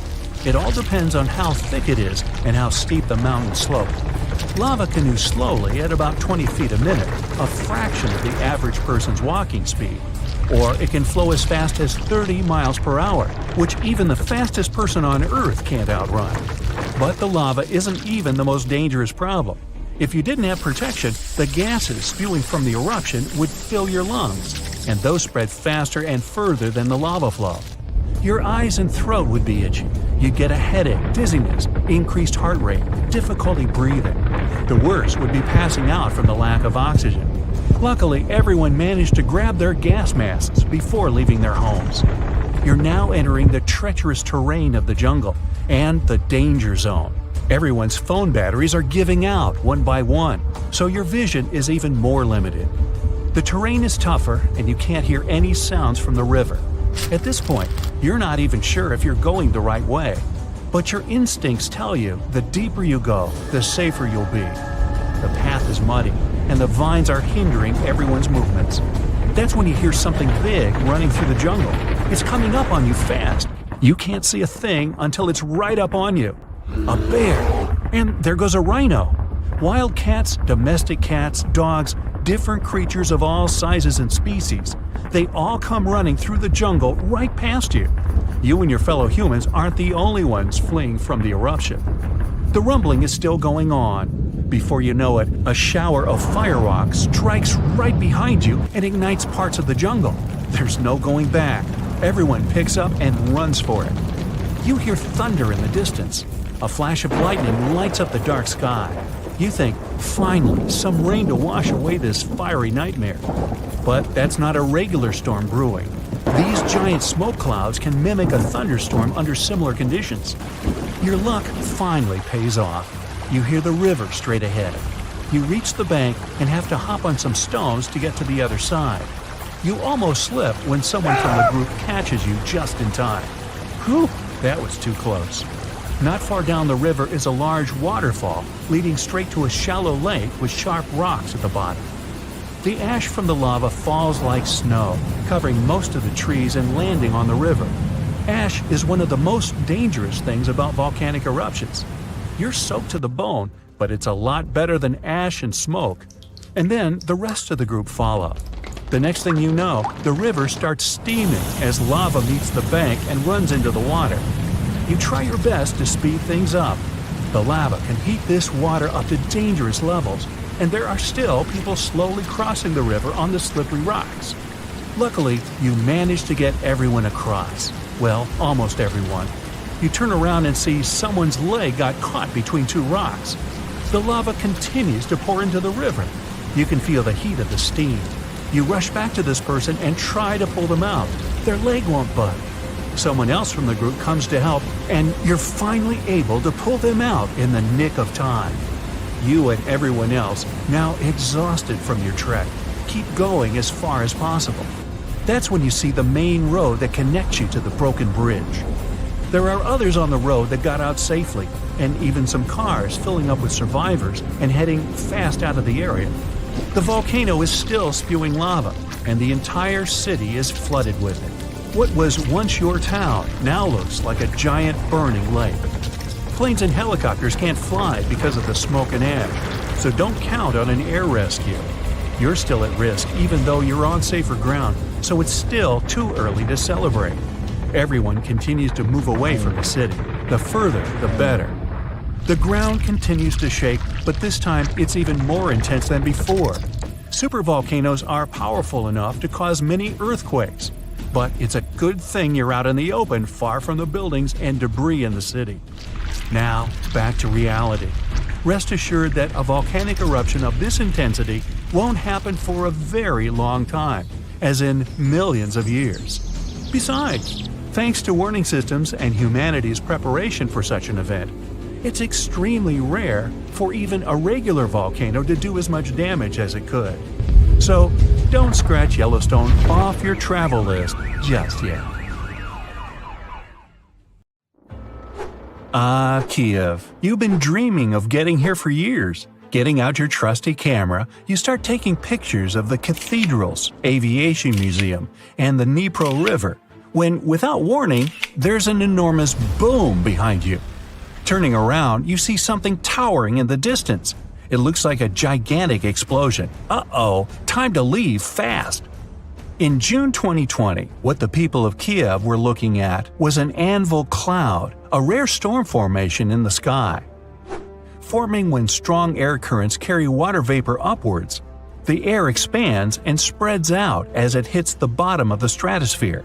It pushes the dense cloud into the cool anvil shape you see, and sometimes it even gets to be a mushroom. Anvil clouds produce some of the most dangerous lightning of all storms, one that's called a bolt out of the blue. This lightning strike seems to magically come out of the blue sky with the storm being many miles away. This type of bolt comes from the top of the anvil and can be 10 times more powerful than a typical lightning strike. People got so frightened after witnessing a giant cloud just 60 miles away, thinking something terrible must have happened. The locals had pictures of the large billow on social media before officials could explain what was going on. Authorities managed to calm everyone's fears by informing them it was nothing more than a natural phenomenon, and a beautiful one at that. Before dissipating, these clouds typically stay in one area, regardless of how strong the wind is. Touring around the northern tip of Queensland, Australia, way away from those creepy crawlies, it's time to take a break and relax at the beach. Getting comfortable, you notice a great big shadow passes over you, then another, and yet another. Looking up, this weird weather is simply stunning. The clouds are called morning glory, a very rare type of cloud that almost seems to roll across the sky, looking like a massive tube. These clouds can measure up to 600 miles long, even appearing in large groups as well.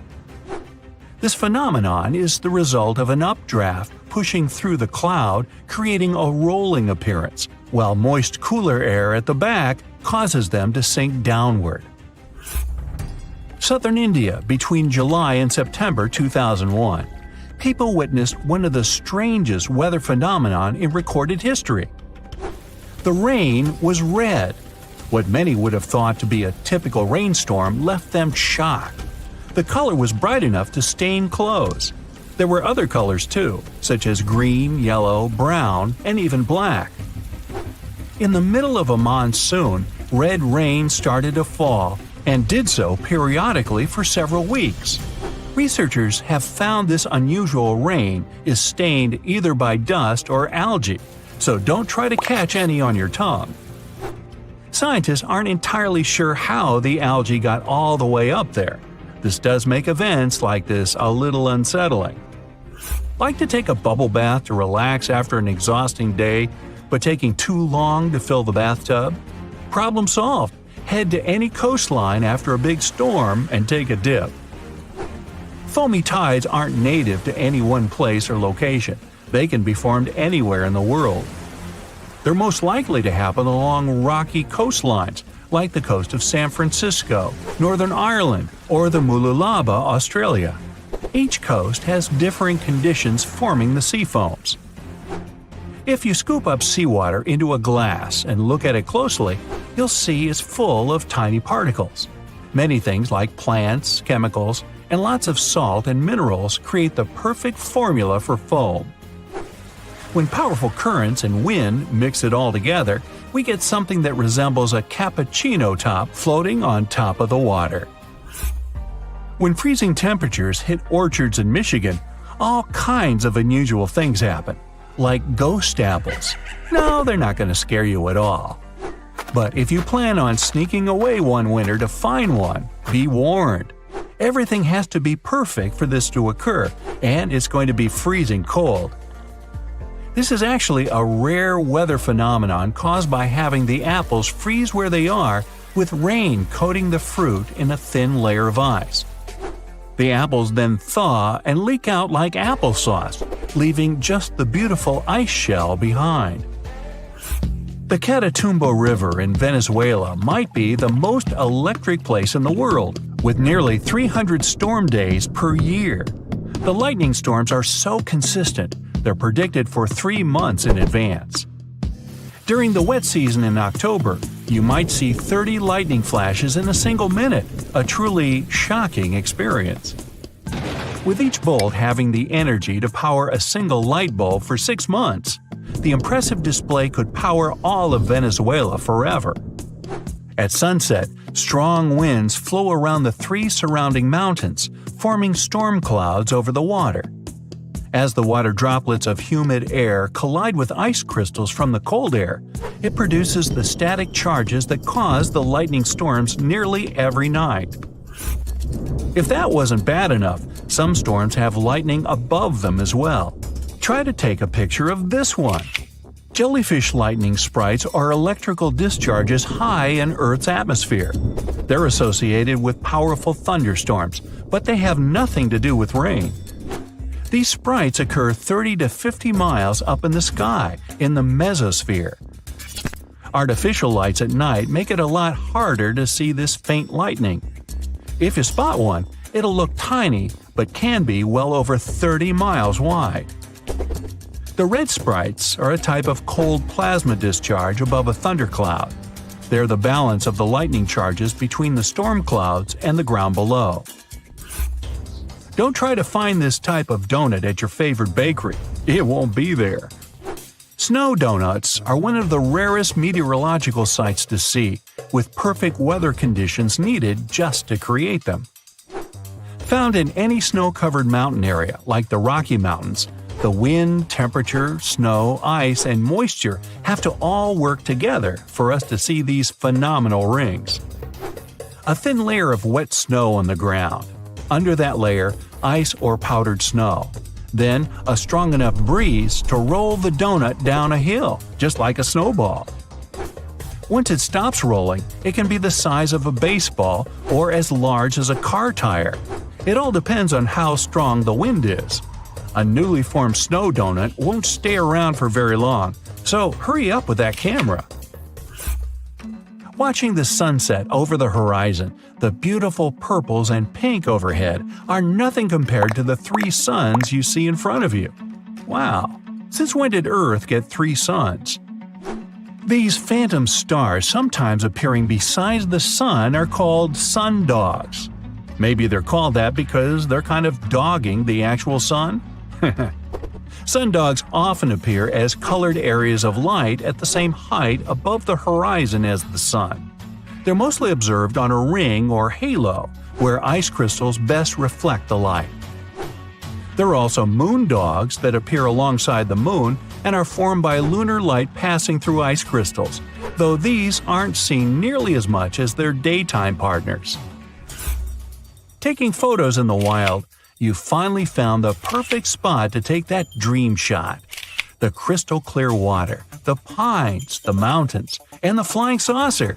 Wait, a flying saucer? Oh, aliens are here! You might be thinking this if you saw a saucer-shaped cloud. I'm not even going to try to pronounce their name though. Put that on the screen, please. Wait, just kidding. It's altocumulus lenticularis. Aren't you impressed? These are really just unusual cloud formations over mountaintops. When moist air flows over a mountain, a wave is created if the temperature difference is perfect. As the air passes through the wave, evaporation occurs and a series of these clouds may form into an oval shape. Not aliens at all. Whew! The sky is falling! The sky is falling! Well, people who have experienced these clouds say they look like they're coming down from the sky. Mammatus clouds look like giant white lumpy marshmallows, but it might be hard to toast these ones. These weird fluffy clouds can extend hundreds of miles in any direction, remaining visible for short periods at the bottom of anvil or other thunderstorm clouds. The strange bubble shapes are formed from turbulence within the storm itself, creating an uneven cloud base and appearing anywhere in the world. Mammatus clouds form when moist air sinks into dry air. The air must be cooler than its surroundings, cooled with ice, or be heavy with water. Guaijan volcano in Indonesia is not your ordinary lava-belching mountain. Instead of producing black smoke and red lava, as most volcanoes do, this eccentric guy lets out a blue flame and electric blue lava. This phenomenon occurs because the volcano contains some of the highest levels of sulfur in the world, and when the sulfuric gases interact with scorching air and get lit by the molten lava, they start to turn blue. Unfortunately, you can see this mesmerizing sight only at night, but you can smell it all day long. By the way, the world's largest acid lake is also located inside this crater. The Dead Sea has a high concentration of salt and minerals compared to other seas, even though it's technically a lake. Swimming is almost impossible, but people go there for the natural chemicals for the body. Floating on the surface is a great way to relax. This ancient body of water got its name because no macroscopic organisms can live there since it's 9.6 times saltier than oceans. Only a few bacteria and fungi can be found enjoying the salt. It's also Earth's lowest elevation on land at 1,400 feet below sea level. An underground crystal cave exists in Mexico, and it looks like some interstellar world. It's roughly 1,000 feet beneath the surface, with each spike measuring up to 35 feet in length and weighing up to 55 tons. These are some of the largest crystals in the world. Luscantire Beach is an endless strand of white sand dunes and azure water. But don't let the tropical vibes fool you. It's located in Scotland. That's why it mostly looks like this during May and June only. In December, the place gets only an average of 1 hour of sunshine per day, making it way more dramatic and monochrome. The Georgia Guidestones is a collection of giant stones in a star pattern. It has inscriptions in 8 languages, including Hindi, Chinese, and Swahili. It also has an astronomical calendar finished in 1980 and was built to last centuries. No one knows who built it or why. All the way over in sunny California is Sequoia National Park, home to the giant forest. It's been around for thousands of years. More than 8,000 of these colossal trees rule the land, including 10 of the largest living plants in the world. The General Sherman sequoia is estimated to be up to 2,700 years old and is recognized as the world's largest known living tree by volume. The famous stone heads of Easter Island have been around for hundreds of years. No one knows exactly why they were built. Some scientists think that local people believed the statues would make the soil more fertile. Soil analysis proved the heads did their job well. It's the best agricultural spot on the island. The chemical composition of the ancient hot springs in Pamukkale, Turkey, makes the water pouring over the edge look magical. They're not only good for cleansing your body, but the mind too. All the way in Saudi Arabia is a rock sliced perfectly in the middle with two pieces sitting parallel. What makes Al Nasla so unique is that it wasn't artificially done, but is a result of nature's work over the years. Now, this glacier may look like someone dropped tons of red paint in the middle of Antarctica, but it's actually the natural color. Blood falls is a result of extreme salted water mixed with iron oxide, giving out this eerie vibe in the middle of nowhere. In early May 2018, New England observed one of the scariest and most dangerous phenomena ever, a super long-track tornado. The frightening natural phenomenon started not far from Charleston, New Hampshire, and traveled toward the town of Webster in Merrimack County. It took the tornado 33 minutes to cover 36 miles and become the third on the list of the longest track tornadoes in New England. In the Philippines, you can swim in some of the most crystal-clear waters and discover an underwater world below you in the province of Palawan. The municipality of Coron has white sandy beaches with many small boats riding through the many amazing sceneries. Tristan da Cunha is a small volcanic archipelago in the Atlantic, with the only neighboring cities of Buenos Aires, Argentina, and Cape Town, South Africa. It takes 7 days by ship to get to this unique place. If you want to escape from the rest of the world, staying with the 280 locals will make you feel like you're away from everything. During the first week of January 2018, unusually cold weather in the northeast United States froze the Atlantic Ocean in North Falmouth, Massachusetts. What's more, the ocean was frozen so thoroughly that people were walking on the waves. Now, that's obviously something you don't see every day. Red sand is what makes this beach unique and why tourists flock to Tianjin, China. A red-colored plant called a sueda salsa dwells in the saltwater. The whole beach is covered in red, with only the top layer of the sea visible. If there ever was a thing that said, "I defy gravity" out loud, it's the stone of Davasco in Argentina. The huge 300-ton boulder stands precariously on the edge of a cliff and rocks a little bit from side to side in the wind. People even checked it by putting glass bottles under one of its edges. They exploded with another movement of the rock. Unfortunately today, you can't see this wonder of nature as it was a century ago. In 1912, the boulder suddenly dropped from its perch, which it had occupied for literally hundreds of years. The people of the nearby town of Tandil were so sad about this event that 95 years later, in 2007, they decided to restore the stone. They made a plastic replica of the rock and put it on the same spot and even in the same position. So, even today, coming by Tandil, you can see its famous balancing boulder. More of a symbol now, of course, because it's no longer rocking and only weighs 9 tons, but instantly recognizable nonetheless. Socotra is an alien-like island off the coast of Yemen in the Indian Ocean with one of the most unique trees ever seen.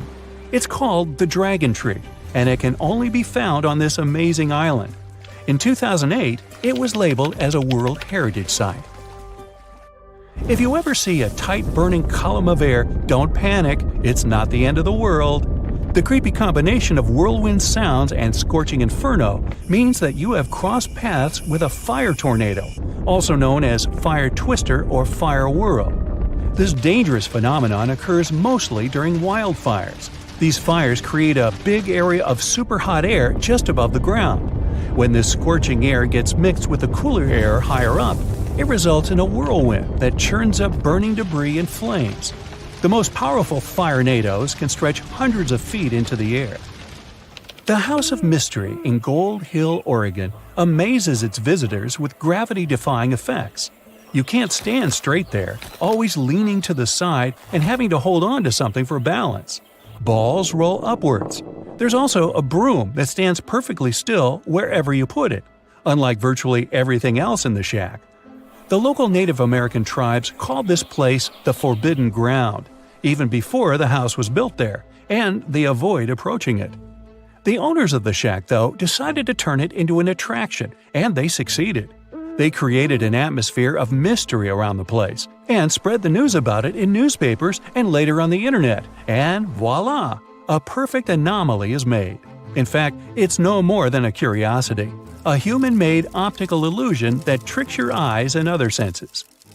Now, if you travel to the Philippines, Indonesia, or Papua New Guinea, you'll have a chance to see some of the most unusual and cheerful trees in the world.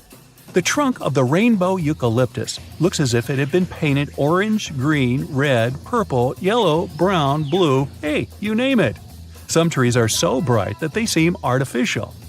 The rainbow eucalyptus regularly sheds strips of bark, which reveals a bright green layer underneath. A bit later, this green layer gradually changes its color. And since the shedding happens at a different time in different places on the trunk, the tree starts to look multicolored and very attractive. Yemen is home to the oldest skyscrapers in the world and the oldest metropolis. The ancient city of Shibam is considered to be the Manhattan of the desert, due to the collection of mud buildings popping out of the desert floor. It used to be a caravan stop during ancient times. Hey, we landed on the moon. We sailed around the world. Romeo met Juliet. Hey, it's hard to imagine that there are creatures out there who saw it all happen. Immortal animals. Well, almost. Glass sponges are weird little creatures that sit in one place for thousands of years. From their favorite spot under the sea, they witnessed the first Europeans crossing over to the Americas. They can live up to 15,000 years. And what's even cooler is that they can control their aging process, speed it up or slow it down. They have a glass-like exoskeleton for protection. Lobsters can grow back a limb if they lose it, and they're basically immortal. They produce an unlimited number of enzymes that keeps their DNA young forever, and they just keep on growing. That means they outgrow their own shells. They have to shed their exoskeleton every now and then and upgrade to a bigger one.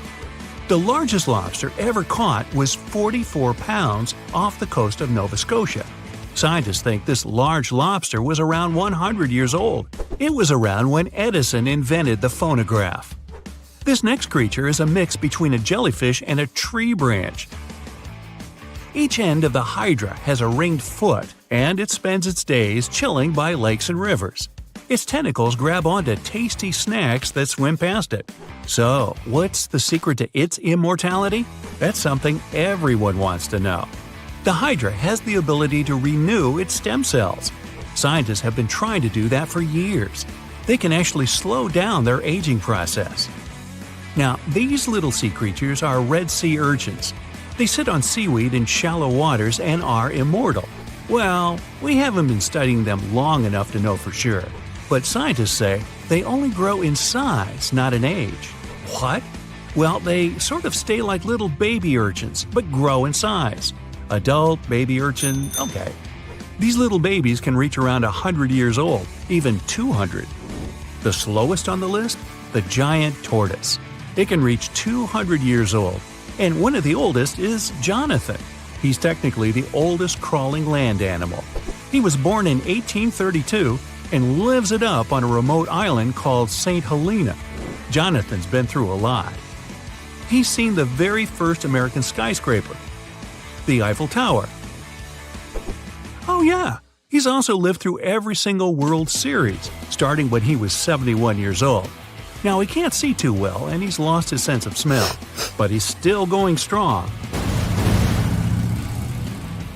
Back to the oceans and the Greenland shark. It's been known to be the longest living vertebrate and can live more than 400 years. Swimming around for that long in the deep, dark, cold ocean means these sharks are tough. They're able to withstand insane water pressure.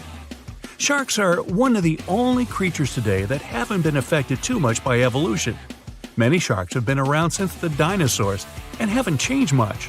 Scientists found out that they grow around a half an inch per year. So, with a little bit of quick math, they can easily find out the age of these tough sharks. Imagine seeing a shark that's older than the USA. This next creature is probably the most durable, indestructible, and cutest on the list. It's called a tardigrade, but scientists nickname it water bear because I guess it looks like one. But it's not exactly bear size. It has 8 legs and hands with a strange little nose. And these bizarre microscopic creatures are indestructible. They're known to live in the most extreme places on the planet. They're fine with temperatures as high as 300 and as low as minus 330. Volcanoes, frozen desert nights, they can even handle radiation and massive amounts of pressure in the deepest parts of the ocean. They can even survive the vacuum in space. No tiny little spacesuit or anything. That would be cute enough. So far, they've survived 10 days on the outside of a spaceship, but they could probably do longer. Tardigrades might be able to outlive humans if there's some sort of worldwide catastrophe. Microscopic organisms in charge of the planet. Wonder what that would look like. Whether it's all the volcanoes erupting at once, or another ice age, or even another pesky asteroid. Tardigrades probably wouldn't even notice. Scientists are studying them to see if they can help us with some next-level biotech. Now, just for fun, here's the mayfly. This poor little insect doesn't even make it past 24 hours on average. Females and males can make it to a whopping 2 days old. Talk about living in the moment. These little flies grow in swarms and are known to have one of the shortest lifespans of any creature. But as a species, well, they've been around for hundreds of millions of years. Jellyfish have discovered the fountain of youth, and surprise, surprise, it's been inside them all along. Not inspirational poster style, but literally, it's always been inside them. Jellyfish are able to reverse their aging process whenever they want. Imagine you're swimming along and then you think to yourself, gee, I kind of want to be 8 again. And poof, there you are. Who wouldn't want to go back to being 8? That's how jellyfish stay young and live stress-free. These brainless and boneless creatures can turn the clock back anytime they want, as long as no one bothers them. They're super chill, just floating in whatever direction the current takes them. Like, go with the flow? This creature looks like something right out of a sci-fi movie, and you could say it has sort of alien features. The giant weta outweighs a mouse and is considered one of the biggest insects out there. You find these big bugs in New Zealand. While jellyfish can reverse their aging process, some members of the weta family can come back to life. Talk about superpowers. If they get completely frozen, they start to make special proteins that stop their organs from getting ruined. After whatever amount of time they're frozen, they can be thawed out and brought back to life, like nothing ever happened. In fact, the giant weta has ears on its knees in its front legs. And because it can resurrect, it's also called the zombie bug. Planaria are flatworms that are unique. Apart from being practically immortal, they're the ultimate regeneration machines for lost body parts. If you take one of them and divide its body into 10 parts, you'll end up with 10 new planaria. You keep dividing them up, they'll keep multiplying, even though they're usually less than an inch long. Imagine if we could figure out how to do that. Would that be a way for us to live forever? Or would we end up with a totally crazy world with copies of everyone walking around? How about the world's fastest relay team, 4 identical Usain Bolts? Now, clams have been around for a really long time. Scientists have discovered that they can live up to 400 years old. These little shelled creatures are the ones that create those shiny little pearls everyone loves.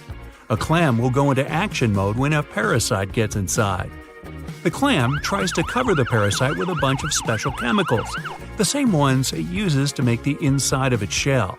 That's when the magic starts to happen. When these chemicals harden up, they make a shiny, glossy pearl. The more chemicals, the bigger the pearl. Now, this long, slippery-looking creature lives deep in the caves of Europe. Olm can live up to be 100 years old. It spends its days hunting for little insects, snails, and crabs with its tiny front arms and wriggling snake-like body. Its skin is so pale that some locals even call it the human fish. Hey, wait a minute. The olm is almost blind, but it can still detect light. It just mostly does it through its skin.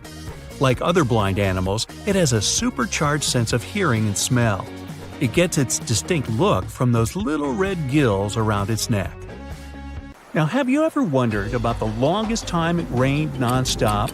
Even an hour of rain could be a big deal if you're hanging out in a dry spot like the Atacama Desert in South America. It can set a record for that place. But in super rainy spots like the Amazon rainforest, having 40 days of rain in a row might not even turn heads. Interestingly, we only have rainfall records where people live and keep track. Many towns and cities skip the whole rain data collection thing. Plus, there are so many places on Earth where nobody lives, like rainforests or the open ocean. So our rainfall knowledge is a bit patchy. Now, if we were to talk about records, Hawaii has a couple. People there have some seriously long rainy days, especially on islands where winds come from the mountains. From 1939 to 40, they recorded 331 days in a row with measurable rainfall. If you're a person who likes to watch the rain at home with a cup of tea, this might sound ideal to you. But we need to see the sun at least occasionally. Getting some sun is good for your body and soul. Obviously, you get vitamin D. Just 5 to 15 minutes of sunlight a few times a week can make a real difference. And have you ever heard the phrase sunny disposition? Researchers found that people feel down when there's not much sun around. Sunny days make us happier. Sunshine boosts your serotonin, which fights off bad moods. That sunny serotonin isn't just for your mood, it also helps you sleep. And it's also a heart assistant. When the sun hits your skin, your body releases something called nitric oxide, which chills out your blood pressure. Healthy blood pressure means a healthier heart. Now, go tell that to the people who had to go through 881 consecutive days of rain. Yeah, the record was set almost 3 full years of rain. This happened from 1913 to 1916 in Hononumomaki, Hawaii. It rained like there was no tomorrow because the region is a tropical rainforest. How do clouds make rain? Well, rain happens when damp air goes up into the sky and gets a bit chilly. As this air cools down, tiny water vapor molecules huddle up, forming super small droplets that look like a fluffy cloud team. Now, inside these clouds, things get playful. The air moving around can sometimes make these droplets bump into one another and get bigger. Then they can turn into ice crystals high up in the clouds where it's chilly. These little ice buddies get heavy enough to take a tumble down, melting in the rain on the way to the ground. Now, there isn't just one type of rain. Raindrops can come from all kinds of storms. Thunderstorms show up, make a splash, and then they're out. They can dump a ton of rain in no time.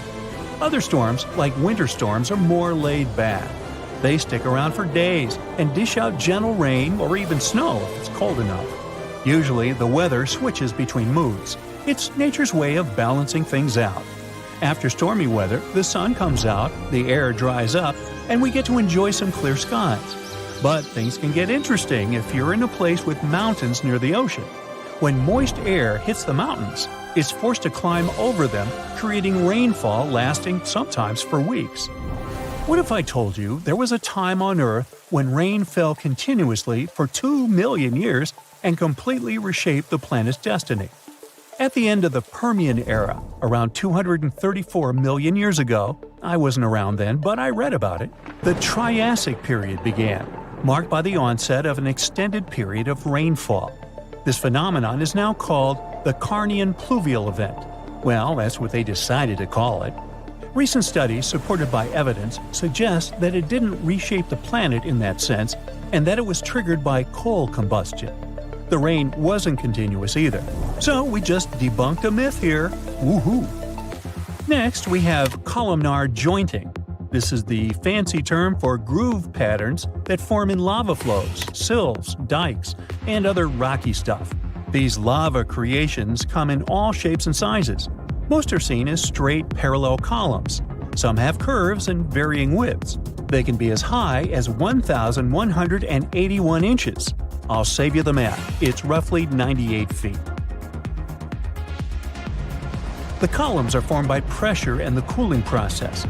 As lava becomes cooler, it shrinks and forms cracks. Once a crack starts, the lava moves around. These cracks expand to the surface of the flow. Water sneaks into the cooling lava, making it chill down fast starting from the surface, leaving its mark in those patterns. Devil's Postpile in California is a must-visit place if you want to see columnar jointing. But hey, they're found all around the world. Let's raise our heads to the sky to see something magical. Fire rainbows, also known as circumhorizontal arcs, look like flames dancing above the clouds. To see these eye-catching arcs, you need a special cloud type called cirrus clouds and the sun at least 58 degrees high in the sky. It's a VIP collaboration between sunlight and clouds. Let's break it down further. Take London, for instance. It's around 51 degrees north. Now, sorry Londoners, no fire rainbows for you.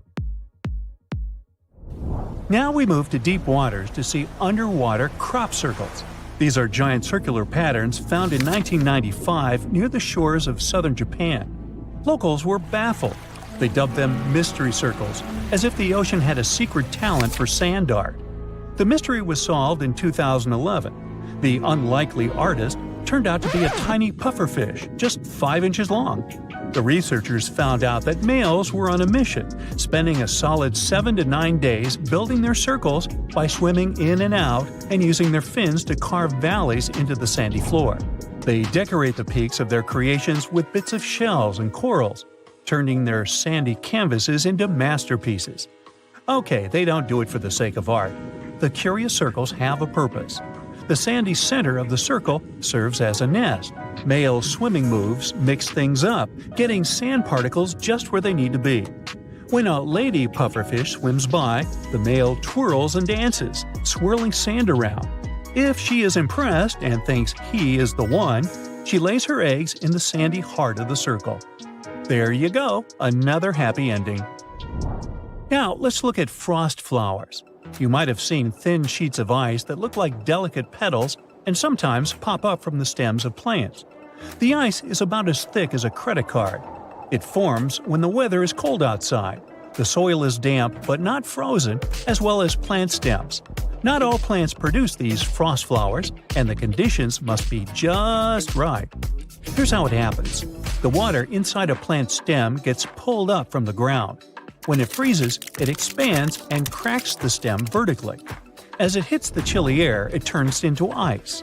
As more water gets pulled up through the crack, it keeps pushing out super thin layers of ice.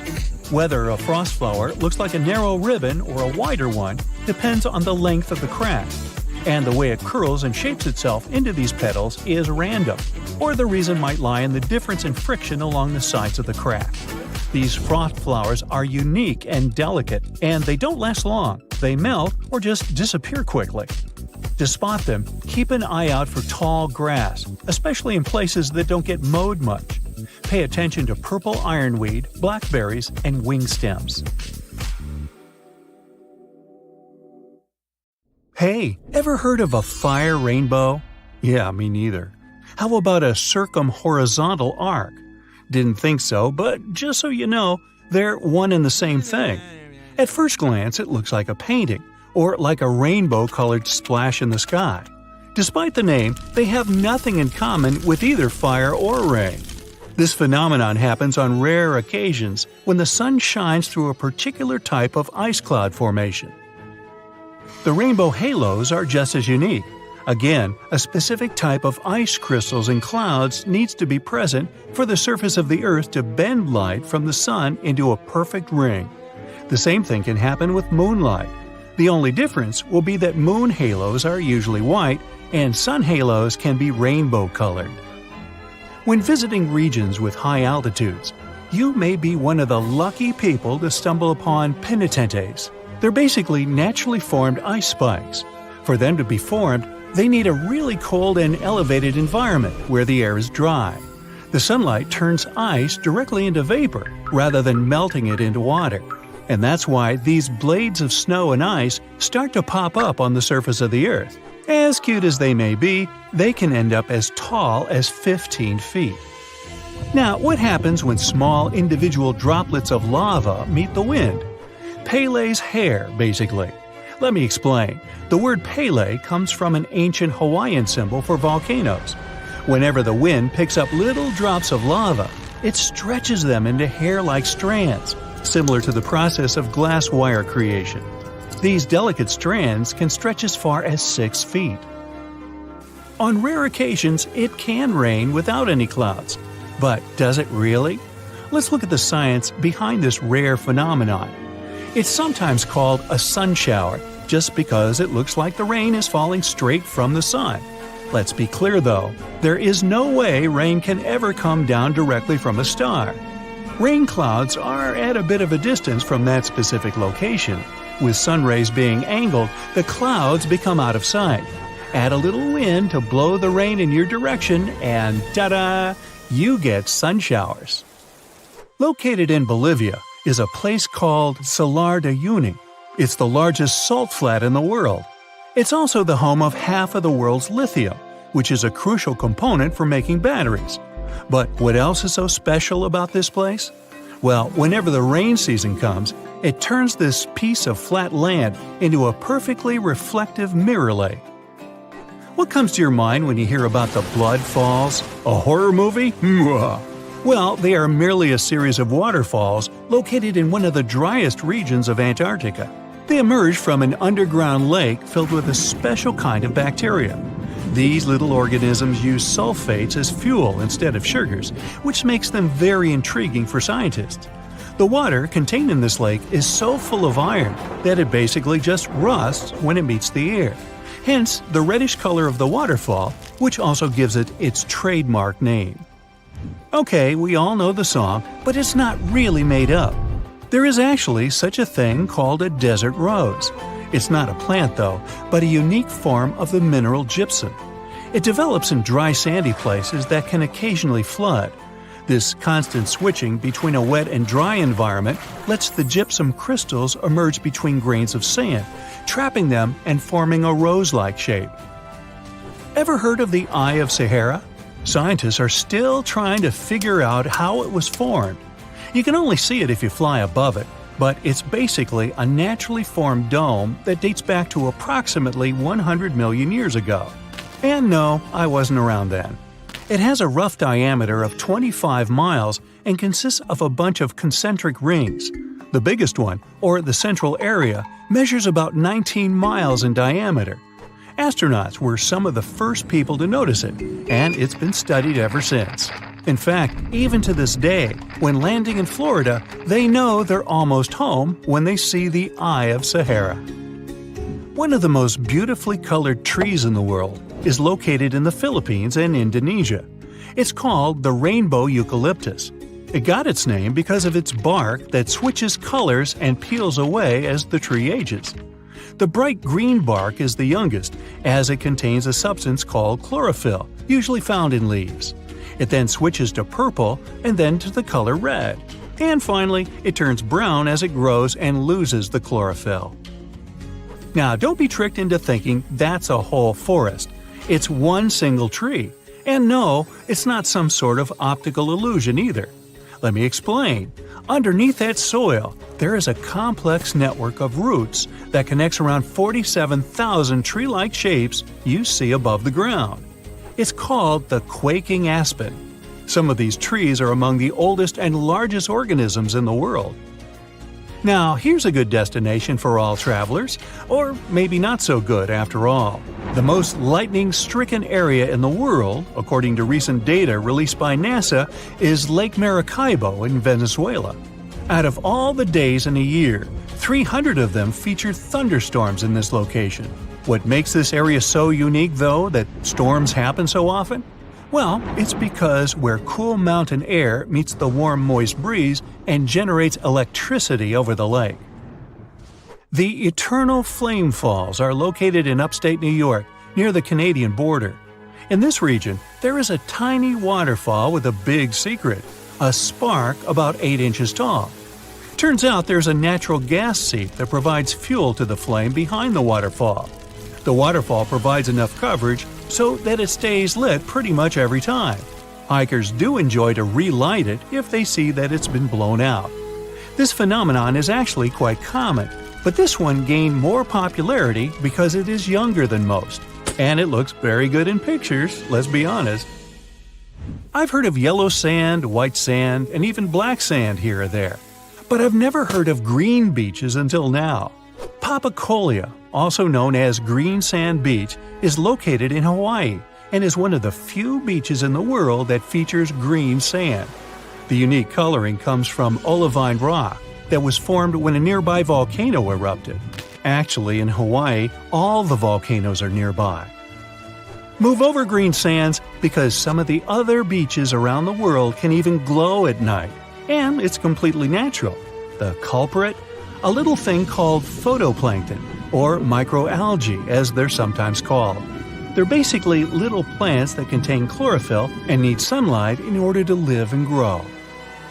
Most photoplankton kinds are able to float in the upper part of the ocean, where the sunlight can still reach them beneath the water. When the photoplankton gets agitated by the movement of waves and currents, they emit light, which looks like some glow during the night. These special microorganisms are found on beaches in a lot of places around the world, such as the Maldives, Puerto Rico, and the Everglades. At the base of a mountain located just outside of Afton, Wyoming, is a little river called the Intermittent Spring. There are only 3 of this kind in the whole world, but what makes this little string of water so mysterious? Well, the fact that it starts and stops every few minutes. Scientists have yet to pinpoint precisely why this happens. They speculate that it's basically just a siphon effect that happens deep within the ground that causes the river to just start and stop so often. Should you ever be interested in checking it out, be sure to do so in the late summer, as that's when the intermittent spring is most active. Do you see the irony here? You can only see the spring in the summer? Okay, I'm done. Something interesting has recently happened in South Dakota. It was all over the internet, so perhaps you already know about it. In July of 2022, the sky in this state suddenly turned green. So, what happened there? Was it caused by a human or by nature? Let's find out. Tuesday, July 5th, 2022. Shortly after a heavy storm, the sky over South Dakota in the U.S. was still overcast. Locals finally went outside and saw that the sky had an intense dark green hue, and they'd never seen anything like that before. People said that it looked like something straight up from science fiction, or even a horror movie. Unsurprisingly, South Dakotans immediately started spreading the news all over social media. People shared their beautiful, yet very eerie pictures on Twitter. They showed the sky over the city of Sioux Falls and a few other towns. Even though it may look like something supernatural, in reality, this is not a terrifying phenomenon at all. It's a simple play of the light and the atmosphere. Something like this happens quite rarely, and usually means that really bad weather is approaching. And that's also true to what happened in South Dakota. Just before people started sharing photos, a thunderstorm swept through the town of Sioux Falls. This was confirmed by the U.S. Weather Service. This hurricane was terrible. The wind speed was about 100 miles per hour. According to the Beaufort scale on wind speeds, this is the fastest and most destructive storm. There are only 12 numbers on this scale, and the maximum wind strength starts at 73 miles per hour. But why isn't this all over the news then? Well, because it's kind of a usual thing for the residents. Thunderstorms occur very often in the United States, especially in the warmer months. And 1 out of 10 such thunderstorms can become something serious, like a tornado. This one wasn't an exception. It was the so-called derecho storm. Derecho is very widespread and long-lived. It's actually a combination of a fast-moving group of severe thunderstorms and downpours. People often say that a derecho is as strong as a tornado. Still, there's a difference between them. A tornado is a vortex, a rotating column of air. It's usually about 500 feet in diameter, although sometimes its width can reach up to 2.5 miles. I don't envy those who would stumble upon that. But the main point is that they rotate. The wind moves very fast in a circle, near some invisible center. A derecho is a strong thunderstorm, or a system of strong thunderstorms with straight-line winds. In other words, it doesn't spin. Instead, the derecho chooses a point somewhere and simply runs to it, like a very motivated marathon runner.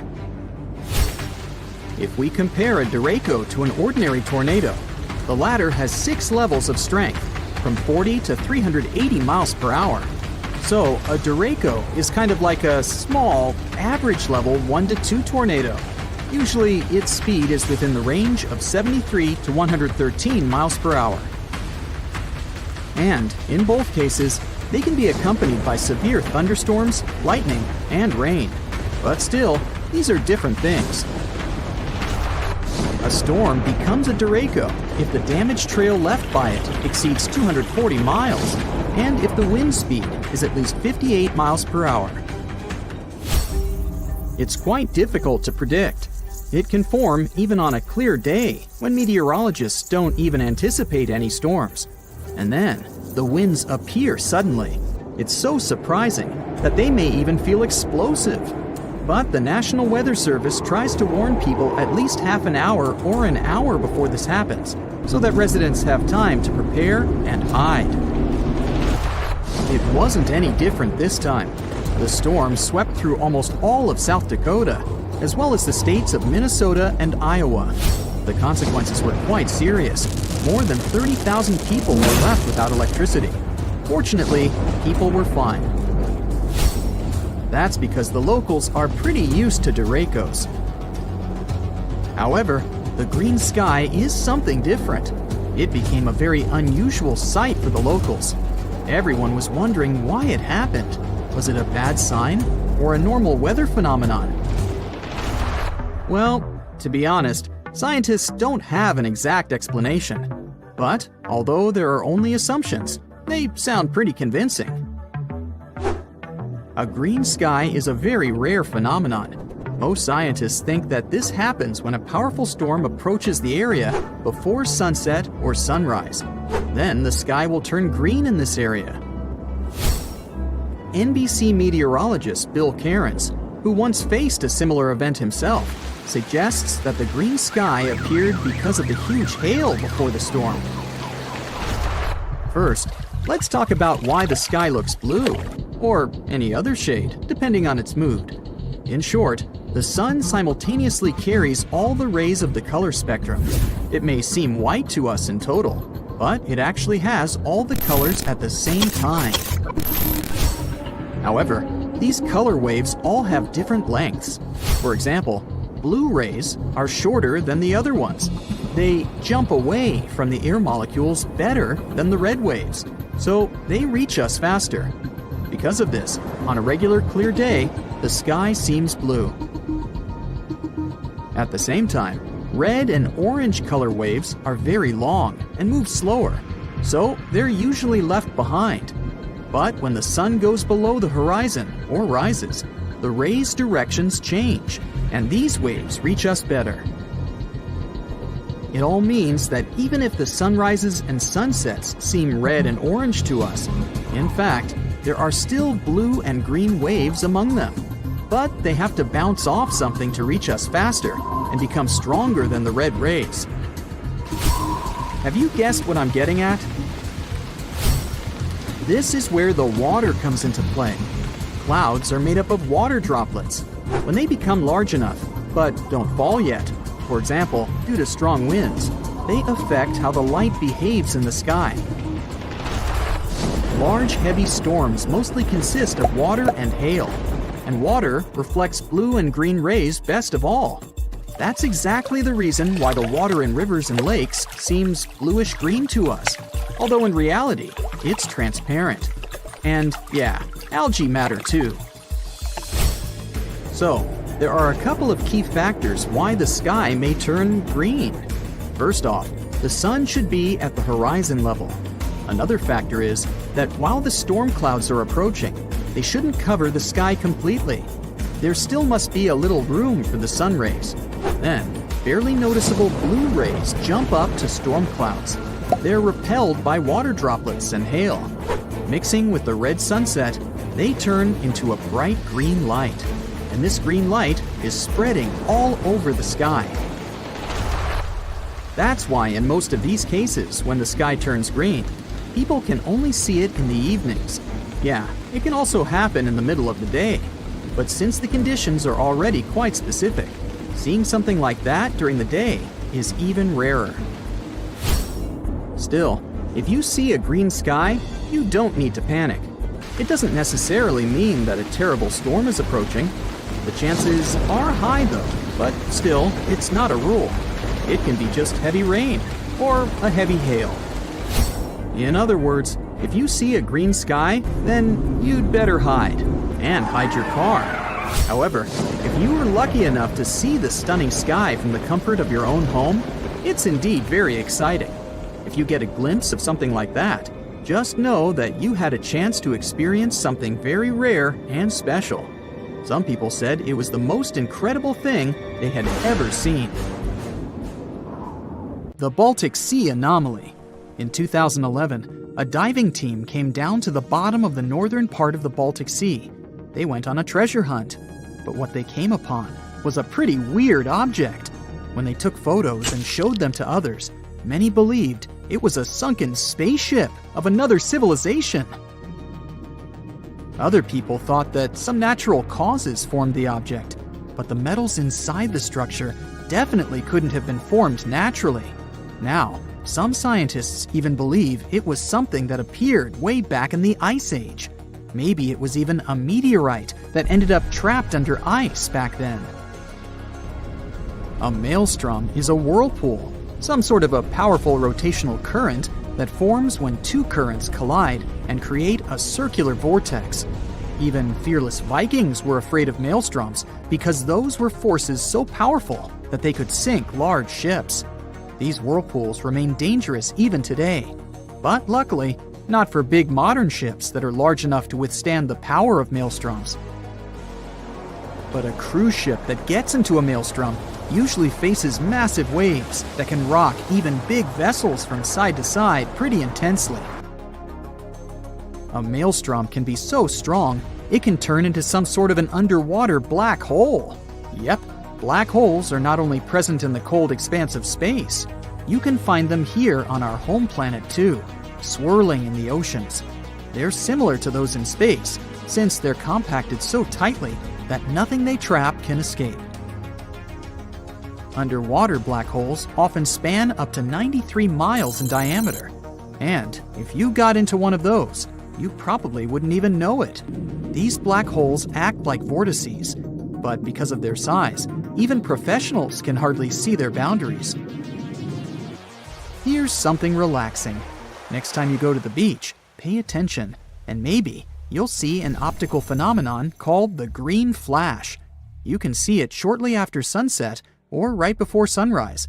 It occurs when the sun is almost completely below the horizon, while its rim, the upper one, is still visible. For just a second or two, that upper edge of the sun will appear green. It's because you're looking at the sun through thicker parts of the atmosphere as it's moving down in the sky. As it's dipping below the horizon, light refracts, or bends, in the atmosphere and gets dispersed. Wait for a clear day with no clouds or haze on the horizon to see this phenomenon better. You've been looking forward to a nice swim, only to realize that the water in the ocean is red? Better avoid going in. Florida is known for its red tides. It occurs when the concentration of specific microscopic algae is higher than normal. Thousands of species of algae in marine and fresh waters are mostly harmless to animals and humans. They even help us, since they're an important source of oxygen. But some, like the algae that makes the ocean red, can be extremely dangerous for marine animals, like sea turtles, fish, and seabirds. This kind can grow out of control and produce neurotoxins harmful to humans, especially those who have some respiratory issues. Such people should avoid red tide areas, especially when winds are strong enough to push the algae toward the shore. Volcanoes can spew poisonous gas, ash, and red-hot lava. those are the most obvious dangers most of us already know about. But submarine volcanoes can be very tricky in their own way. Sometimes, when they're located in shallow waters, they reveal their presence by blasting debris of rock and steam high above the surface. Since submarine volcanoes are surrounded by an unlimited supply of water, they can behave differently from those on land. When they erupt, seawater gets into active submarine vents. Lava can be spreading across a shallow sea floor, or sometimes even flowing into the sea from land volcanoes. When in water, it may cool down so quickly that it shatters into rubble and sand. So, there are large amounts of volcanic debris left there. You know those popular black sand beaches in Hawaii? That's how they formed. Hot lava and powerful eruptions certainly don't sound safe, but submarine volcanoes in deeper waters are equally dangerous, even though they're not necessarily erupting. They produce pockets of bubbles. These bubbles reduce the density of the surrounding waters, which can even sink ships. The worst thing is that when you look at the surface of the ocean, you can't understand something's wrong. But at the same time, tiny bubbles are there, causing ships to lose buoyancy, and with very little warning. A cross sea is a rare phenomenon, beautiful to observe, but also very dangerous. It's when you see square waves, which are more common in shallow parts of the ocean. That's something you can often see in France or on certain beaches of Tel Aviv, but it can also happen in many coastal areas across the world. A cross sea occurs when two wave patterns travel at oblique angles. They form this checkerboard-like pattern. It mostly happens when two swells meet, or when a swell pushes waves in one direction, while a strong wind pushes them in another. These square waves can be dangerous for swimmers and boaters. The waves produced by strong ocean currents can be pretty unpredictable and tall, sometimes up to almost 10 feet. This phenomenon is sometimes called white walls. These waves can be so powerful that they can turn over even big boats. If you fill a clear glass with some ocean water and take a closer look, you'll see it's full of very small particles. Seawater contains dissolved salts, fats, algae, proteins, detergents, and other bits of artificial and organic matter. If you shake that glass, you'll see tiny bubbles forming on its surface. That's how sea foam forms when waves and winds agitate the ocean. When you see thick sea foam, algal blooms might have caused it. When big blooms of algae fall apart in the sea, large amounts of that matter move in the direction of dry land. Most kinds of sea foam aren't dangerous to humans, but when blooms of algae fall apart, it can have a negative impact on both the environment and people. For example, when sea foam bubbles pop, the toxins they contain get released into the air, and they can irritate your eyes or cause some other health issues. You can see a tidal bore in the areas where a river empties into a sea or an ocean. It's a powerful tide that goes against the current and pushes up the river. A tidal bore falls into a category of something called the surge, which is a sudden change in depth. A tidal bore is a positive surge, which means it pushes up a river, making it much deeper. A negative surge is when the river suddenly becomes very shallow. You won't see tidal bores everywhere. The river must be fairly shallow with a narrow outlet to the sea. The place where the sea and the river meet must be flat and wide. Also, the area between low and high tide must be at least 20 feet across. Of course, there are some exceptions, like the Amazon River, the world's largest one.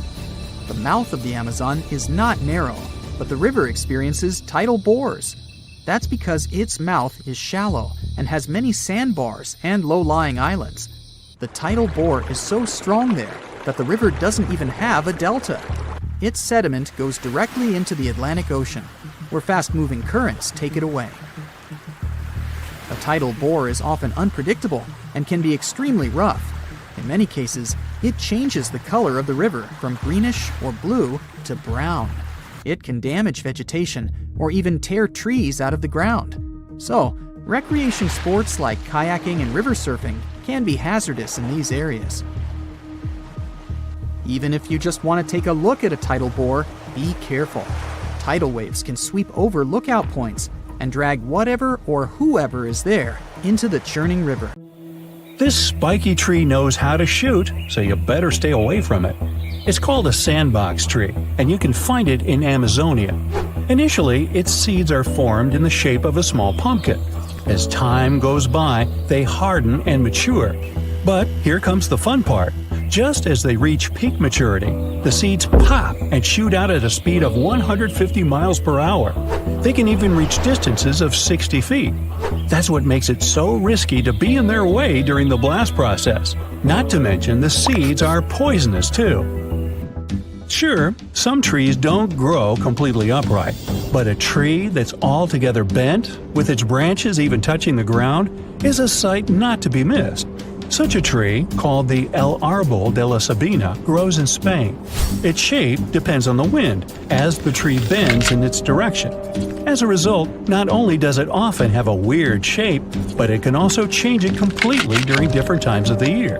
This flexible tree can reach more than 26 feet in height and tends to grow in the most improbable of locations, like on rocks. Now, how about a tree that's as old as dinosaurs?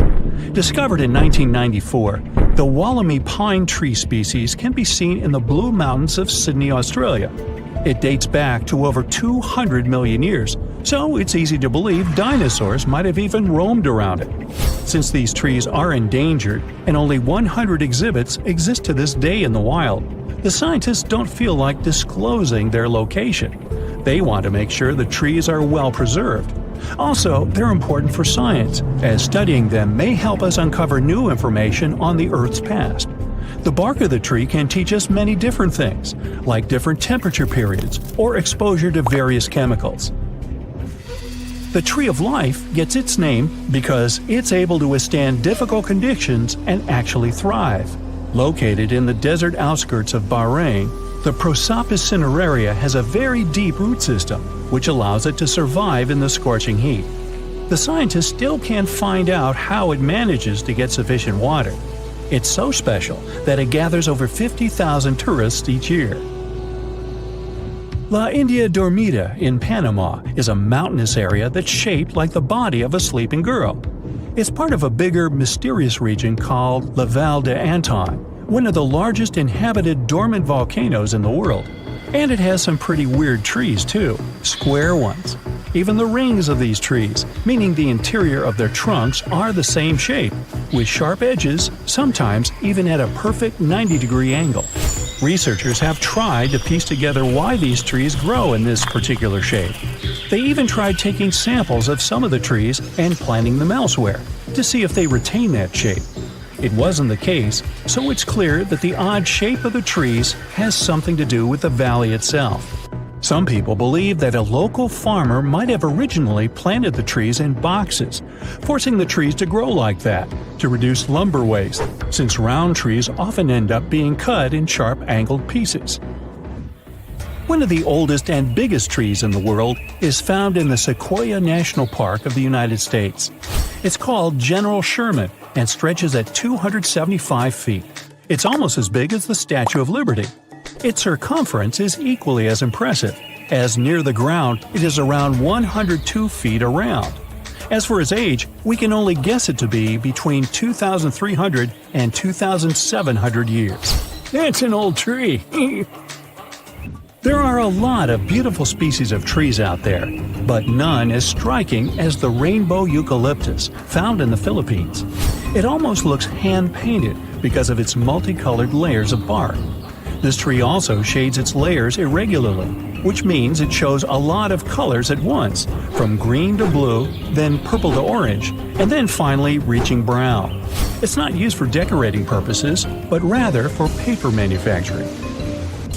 Located in Namibia is a tree that's also weird in shape and pretty dangerous, the bottle tree. Okay, in terms of shape, it's pretty self-explanatory, with a round trunk that narrows down toward the top. But the milky sap harvested from the tree is extremely poisonous. Legend has it that local hunters used to dip their arrows in it for added efficiency. It does look really beautiful during bloom season, with flowers that grow in pink and white with a red center. Now, to see a crooked tree every now and then isn't so special. But to see a whole forest of them, you'd have to travel to the Polish town of Grafino. Near it, there is a forest made out of 400 oddly shaped trees. They've been curved with mechanical intervention. They didn't just grow like that, but their purpose remains a mystery to this day.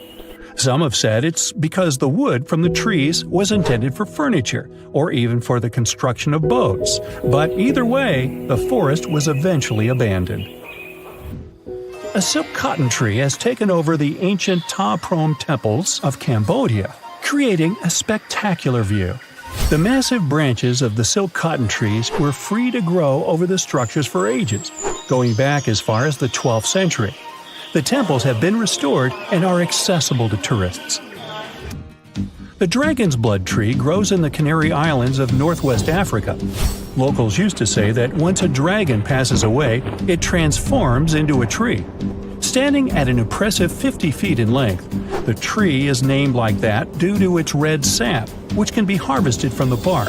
The red substance to this day is used for dyes and in medicine. One of the biggest, oldest, and most impressive trees in the world is the Sunland Baobab tree. It's 72 feet high and has a circumference of 155 feet. It's located in South Africa. What makes it even more spectacular is the fact that it is naturally hollow inside. So, a small lounge was set up inside the tree back in 1933. It initially could support up to 20 individuals, but it can now host up to 60 people. Not to mention, the tree dates back over 6,000 years. The silver birch tree spread across Scandinavia and northeast Europe and found a way to reflect light. Its bark became lighter in color, and during the colder season, when its branches also freeze over, the site is something of a natural winter wonderland. It also developed a partnership with a fungus that connects to its roots and fans out under the forest, gathering up nutrients that trees can't reach. For these services, the tree gives the fungus sugars in return. The birch's companion is dangerous and shouldn't be consumed by people. It's easy to recognize with the classical scarlet-topped red-sprinkled mushroom head. A natural festival not to be missed is Japan's cherry blossom season. The pinkish-white blossom is deeply rooted in Japanese culture, going hand in hand with a local saying called Mono no Arare. Was I even close on that? Which relatively translates to the fact that everything is temporary, regardless of how perfect or beautiful it is. Should you ever visit Japan, you'll quickly see that the cherry blossom symbol is everywhere, from company logos to even clothing or household items. Yosemite National Park in California once had an amazing tree structure that was turned into a tunnel. It was a coast redwood tree, stretching 227 feet tall. It was nicknamed Wawona, the Native American word for the hoot of an owl. The tree fell in 1969 because of a heavy snow, but it survived as an ecosystem for animals, plants, and insects. It's now called the fallen tunnel tree. One tree species known as Verkappenschwimmervet, well, you read it, is the rarest plant on Earth. The Guinness World Record book recorded one single tree of its kind off the coast of New Zealand. It wasn't always that lonely, but humans brought goats to the island, which nipped at every other member of its family. Ow! Luckily, scientists are looking at ways to plant new specimens. Ah, a purple sunset. You must have seen one of those at least once in your life. Normally, it's nothing ominous and has to do with the way light travels. The light that the sun produces is white. When it goes through a prism, you see light waves of different colors, from red and orange to blue, green, and indigo. Light normally travels in a straight line if there's no obstacle in its way. The shorter light waves, including blues and purples, are scattered easier when they meet with those obstacles, like molecules and aerosols in the atmosphere. Because the sun is low, orange, and red.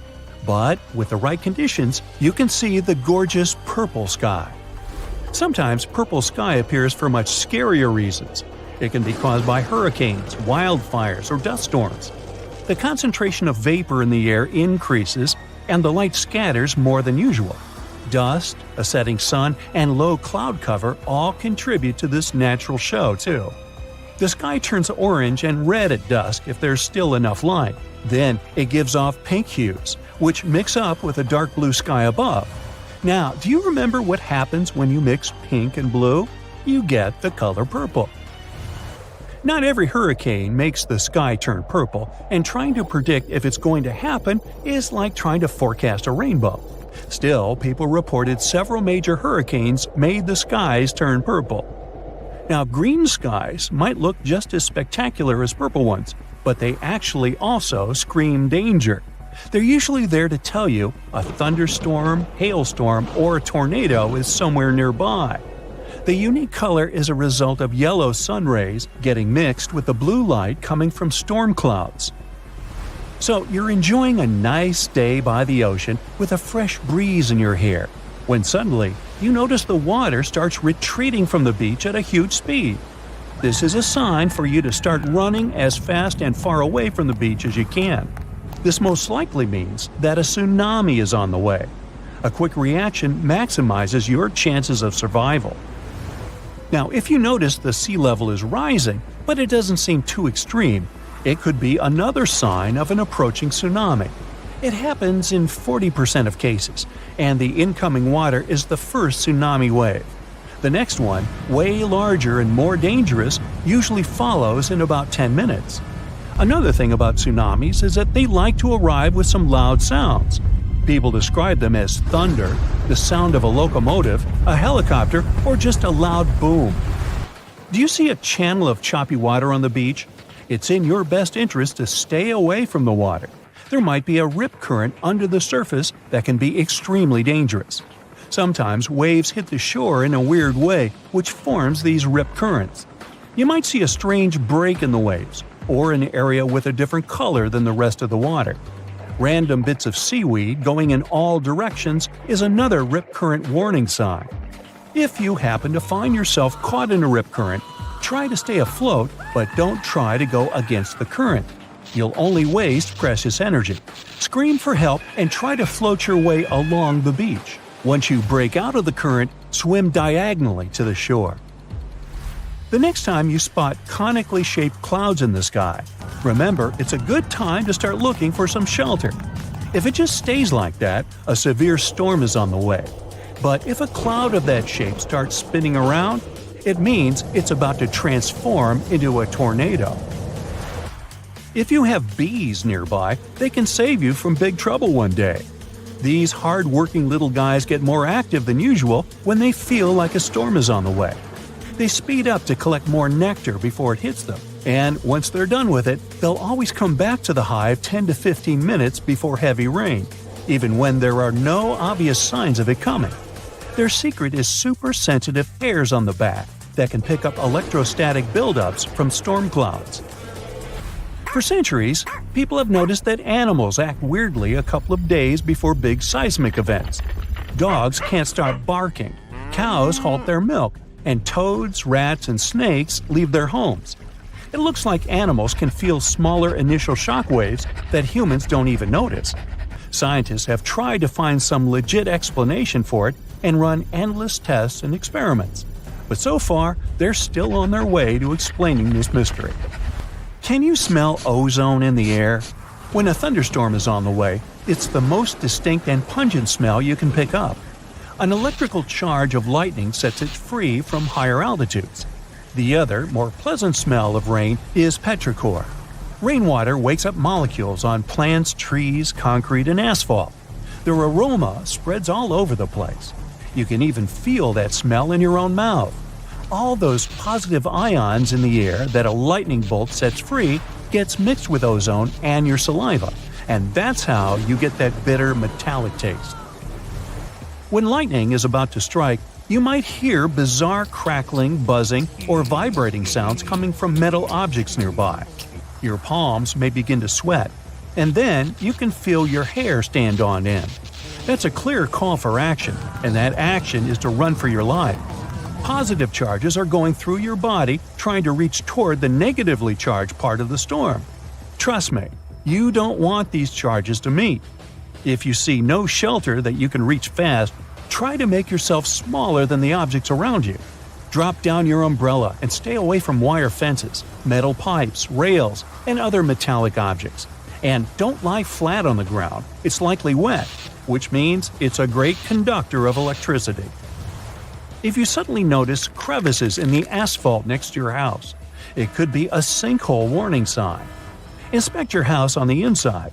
Does that door begin to jam? Or maybe there's a gap where the walls meet the ceiling.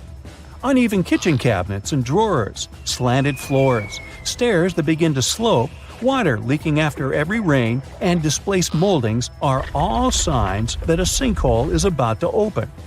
To find out if it's definitely a sinkhole and how dangerous it is, you gotta consult with an engineering company. If you find a sinkhole that's already there, you gotta stay away from the sinkhole area. Fence or rope it off to make it less dangerous for others. You'll need professional help to fix it. Some volcanoes scream when they're about to erupt. Small earthquakes, which often happen before, produce a hum. It's mostly non-audible to human ears, but sometimes it reaches a frequency that lets you hear it as a strange rumbling or hissing sound coming from the ground. This noise is known as a harmonic tremor.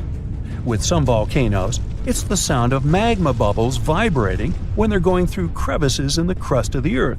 But it's not always like this. If scientists manage to understand what exactly causes these volcanic screams, they could create a limited early warning system for volcanic eruptions. If you're out in the wild, pay attention to the water in creeks, streams, and rivers. If its level is quickly falling, even if it's raining, this might be a sign of a nearing landslide. And if you hear a faint rumbling noise or unusual sounds, like boulders knocking together, it could mean debris is on its way to you. It's a sign to head to safety immediately, like right now. Boom! This word isn't nearly enough to illustrate the explosion, the most powerful one you've ever seen. And what's most important, it's a lake that's just blown up. Hey, all you wanted to do is light up some fireworks in this picturesque place. But you must have totally missed the danger strictly no fire warning sign along the way. And now, the wall of fuming water is quickly closing in on you. But first, let's rewind to the beginning of the whole thing. You're in Alberta, Canada, and have just arrived to Abraham Lake for a hike of your life. The lake is frozen, and the view is awesome. Those bubbles under the ice look like hundreds of frozen jellyfish. In reality, they're made of methane, a toxic and highly flammable gas produced by bacteria living on the bottom of the lake. That's why the sign is there. If you so much as light a match on this ice, it might set the whole thing on fire. Luckily, you've taken note of it on the way here and put away the fireworks you wanted to light up. Another place, another time. Another lake. This one's not frozen. In fact, it probably hasn't seen a winter since the last ice age. We're in Cameroon now, and the place is called Lake Nyos. It looks peaceful, but make no mistake, its orange-brown waters hide a deadly secret. The lake rests atop a highly volatile area, and the fissures in its bottom let out massive amounts of carbon dioxide. When the ground shifts, this gas spills out of the lake and flows miles around it. The concentrations are so high that one breath of it would make you faint, and you'd have zero chance of waking up. You get the picture. But the most sinister thing about it is that the CO2 doesn't have a smell or color, so you wouldn't even see it coming. Local authorities have set up a system of pipes that drains the gas from the lake, making it relatively safe for people and animals in the vicinity. And another toxic lake, Kivu, on the border of Congo and Rwanda, has even been made to provide energy for millions of people thanks to its gases. While we're in Africa, the Danakil Depression in Ethiopia is also worth a blood-curdling visit. Dubbed the hottest place on Earth, it sure lives up to its name. The ravine is peppered with extremely hot springs, toxic acid ponds, and active volcanoes. The landscape is surreal, to say the least, and is probably the only inhabited place on Earth where no life can exist. The Afar people live here all year round and gather salt around the springs for trade, while scientists couldn't find any evidence of microbial life in those. Humans are notorious for settling in places most would gladly avoid. Take Mount Tambora in Indonesia. Thousands of people have been living on and around its slopes for centuries until the fateful day in 1815. Tambora is a volcano, and that year it decided to erupt, resulting in a blast that obliterated everything on the island and was heard almost 1,000 miles away. It spewed out so much volcanic ash that it fell in sheets on the surrounding isles and caused a year without a summer in the whole northern hemisphere. It was the most powerful eruption in the last 10,000 years, and Mount Tambora became as much as 5,000 feet lower after it. But back to our time. There's an island you won't be allowed to visit, but I bet you wouldn't want to anyway. The Snake Island in Brazil is home to thousands of snakes, as its name implies. The moment you step on its soil, you're in grave danger of being bitten by a viper. The island is also the only place you can meet a golden lancehead viper, the encounter of a lifetime, literally. This place is so dangerous that Brazil has banned tourists and any other visitors from it unconditionally. Okay, gotta go. Now, get your warmest clothes on and don't forget a fur face mask. We're going to Omayak in Russia. It's a small town in the far north that's often called the coldest place on the planet where people still live. The only place with a lower average temperature is Antarctica, and that's saying something. In the winter, if you so much as forget to put on a sweater, and a fur coat, you'll get frozen to the bone in mere seconds. Temperatures here drop to the chilling minus 96 degrees Fahrenheit. Fresh fruit turns to chunks of ice in minutes and becomes so hard you could drive nails into wood with an apple here. Now, before you freeze in place, let's go somewhere no boat will take you. The Skeleton Coast in Namibia. No, really, you can only drive or fly in here because boats and ships won't go near the place. The waters are treacherous, sudden gales toss vessels around, and sharp rocks hiding underwater are all too happy to ram into their hulls. The coast itself stretches for hundreds of miles and is divided into southern and northern parts. Visitors on all-terrain vehicles are allowed freely into the southern part, but only about 800 people a year can get to the northern one, and only with guided tours. People are known to have been lost in this desert forever, and it's a daunting place to go. It got its name from numerous animal carcasses found here. Still, about 50,000 indigenous people managed to survive in this place, along with adapted animals, lizards, hyenas, and even elephants. Now, you'd expect a living destruction machine anywhere but the heart of Europe. Naples, one of the most famous cities in Italy, is built on top of an active supervolcano. In 2018, scientists noticed this monster of a mountain was building up magma in its depths.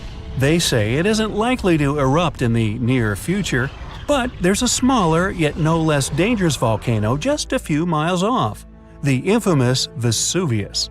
You might remember it for the immolation of the Roman city of Pompeii about 2,000 years ago. You might, but I wasn't around then. This one has been active for a long while, and both citizens and guests of Naples put their lives at stake every single day they spend in town. But hey, while you're there, try the pizza. Northeast of France is also an unwelcoming place. A chain of areas has been dubbed Zone Rouge, or Red Zone, and declared off-limits since the 1920s. If, by some wild chance, you find yourself in one of these places, you'll only see wilted plants and scorched earth, so much in contrast with the lush landscapes of the rest of the country. The soil and air is so polluted here that people are prohibited to enter for fear of choking. And in any case, nothing can live in the red zone at the time. There's an inhabited island in Japan that was once closed for air travel for 8 years. Miyakijima is basically a volcano on whose slopes people live. It has been erupting roughly every 20 years, and the latest eruption was in 2000. The volcano doesn't normally spill lava, but instead it throws out enormous clouds of toxic sulfuric gases. Hey, don't forget your mask. Speaking of which, at the peak of its activity, residents of the island had to wear gas masks at all times, and even years after the eruption, they took those masks with them just in case. Hey, I can relate. Not far from where we've just been, in Kamchatka region of Russia, there's an incredibly beautiful valley in which you don't want to stay for too long. It's ominously called the Valley of Death, and it sits at the base of another active volcano.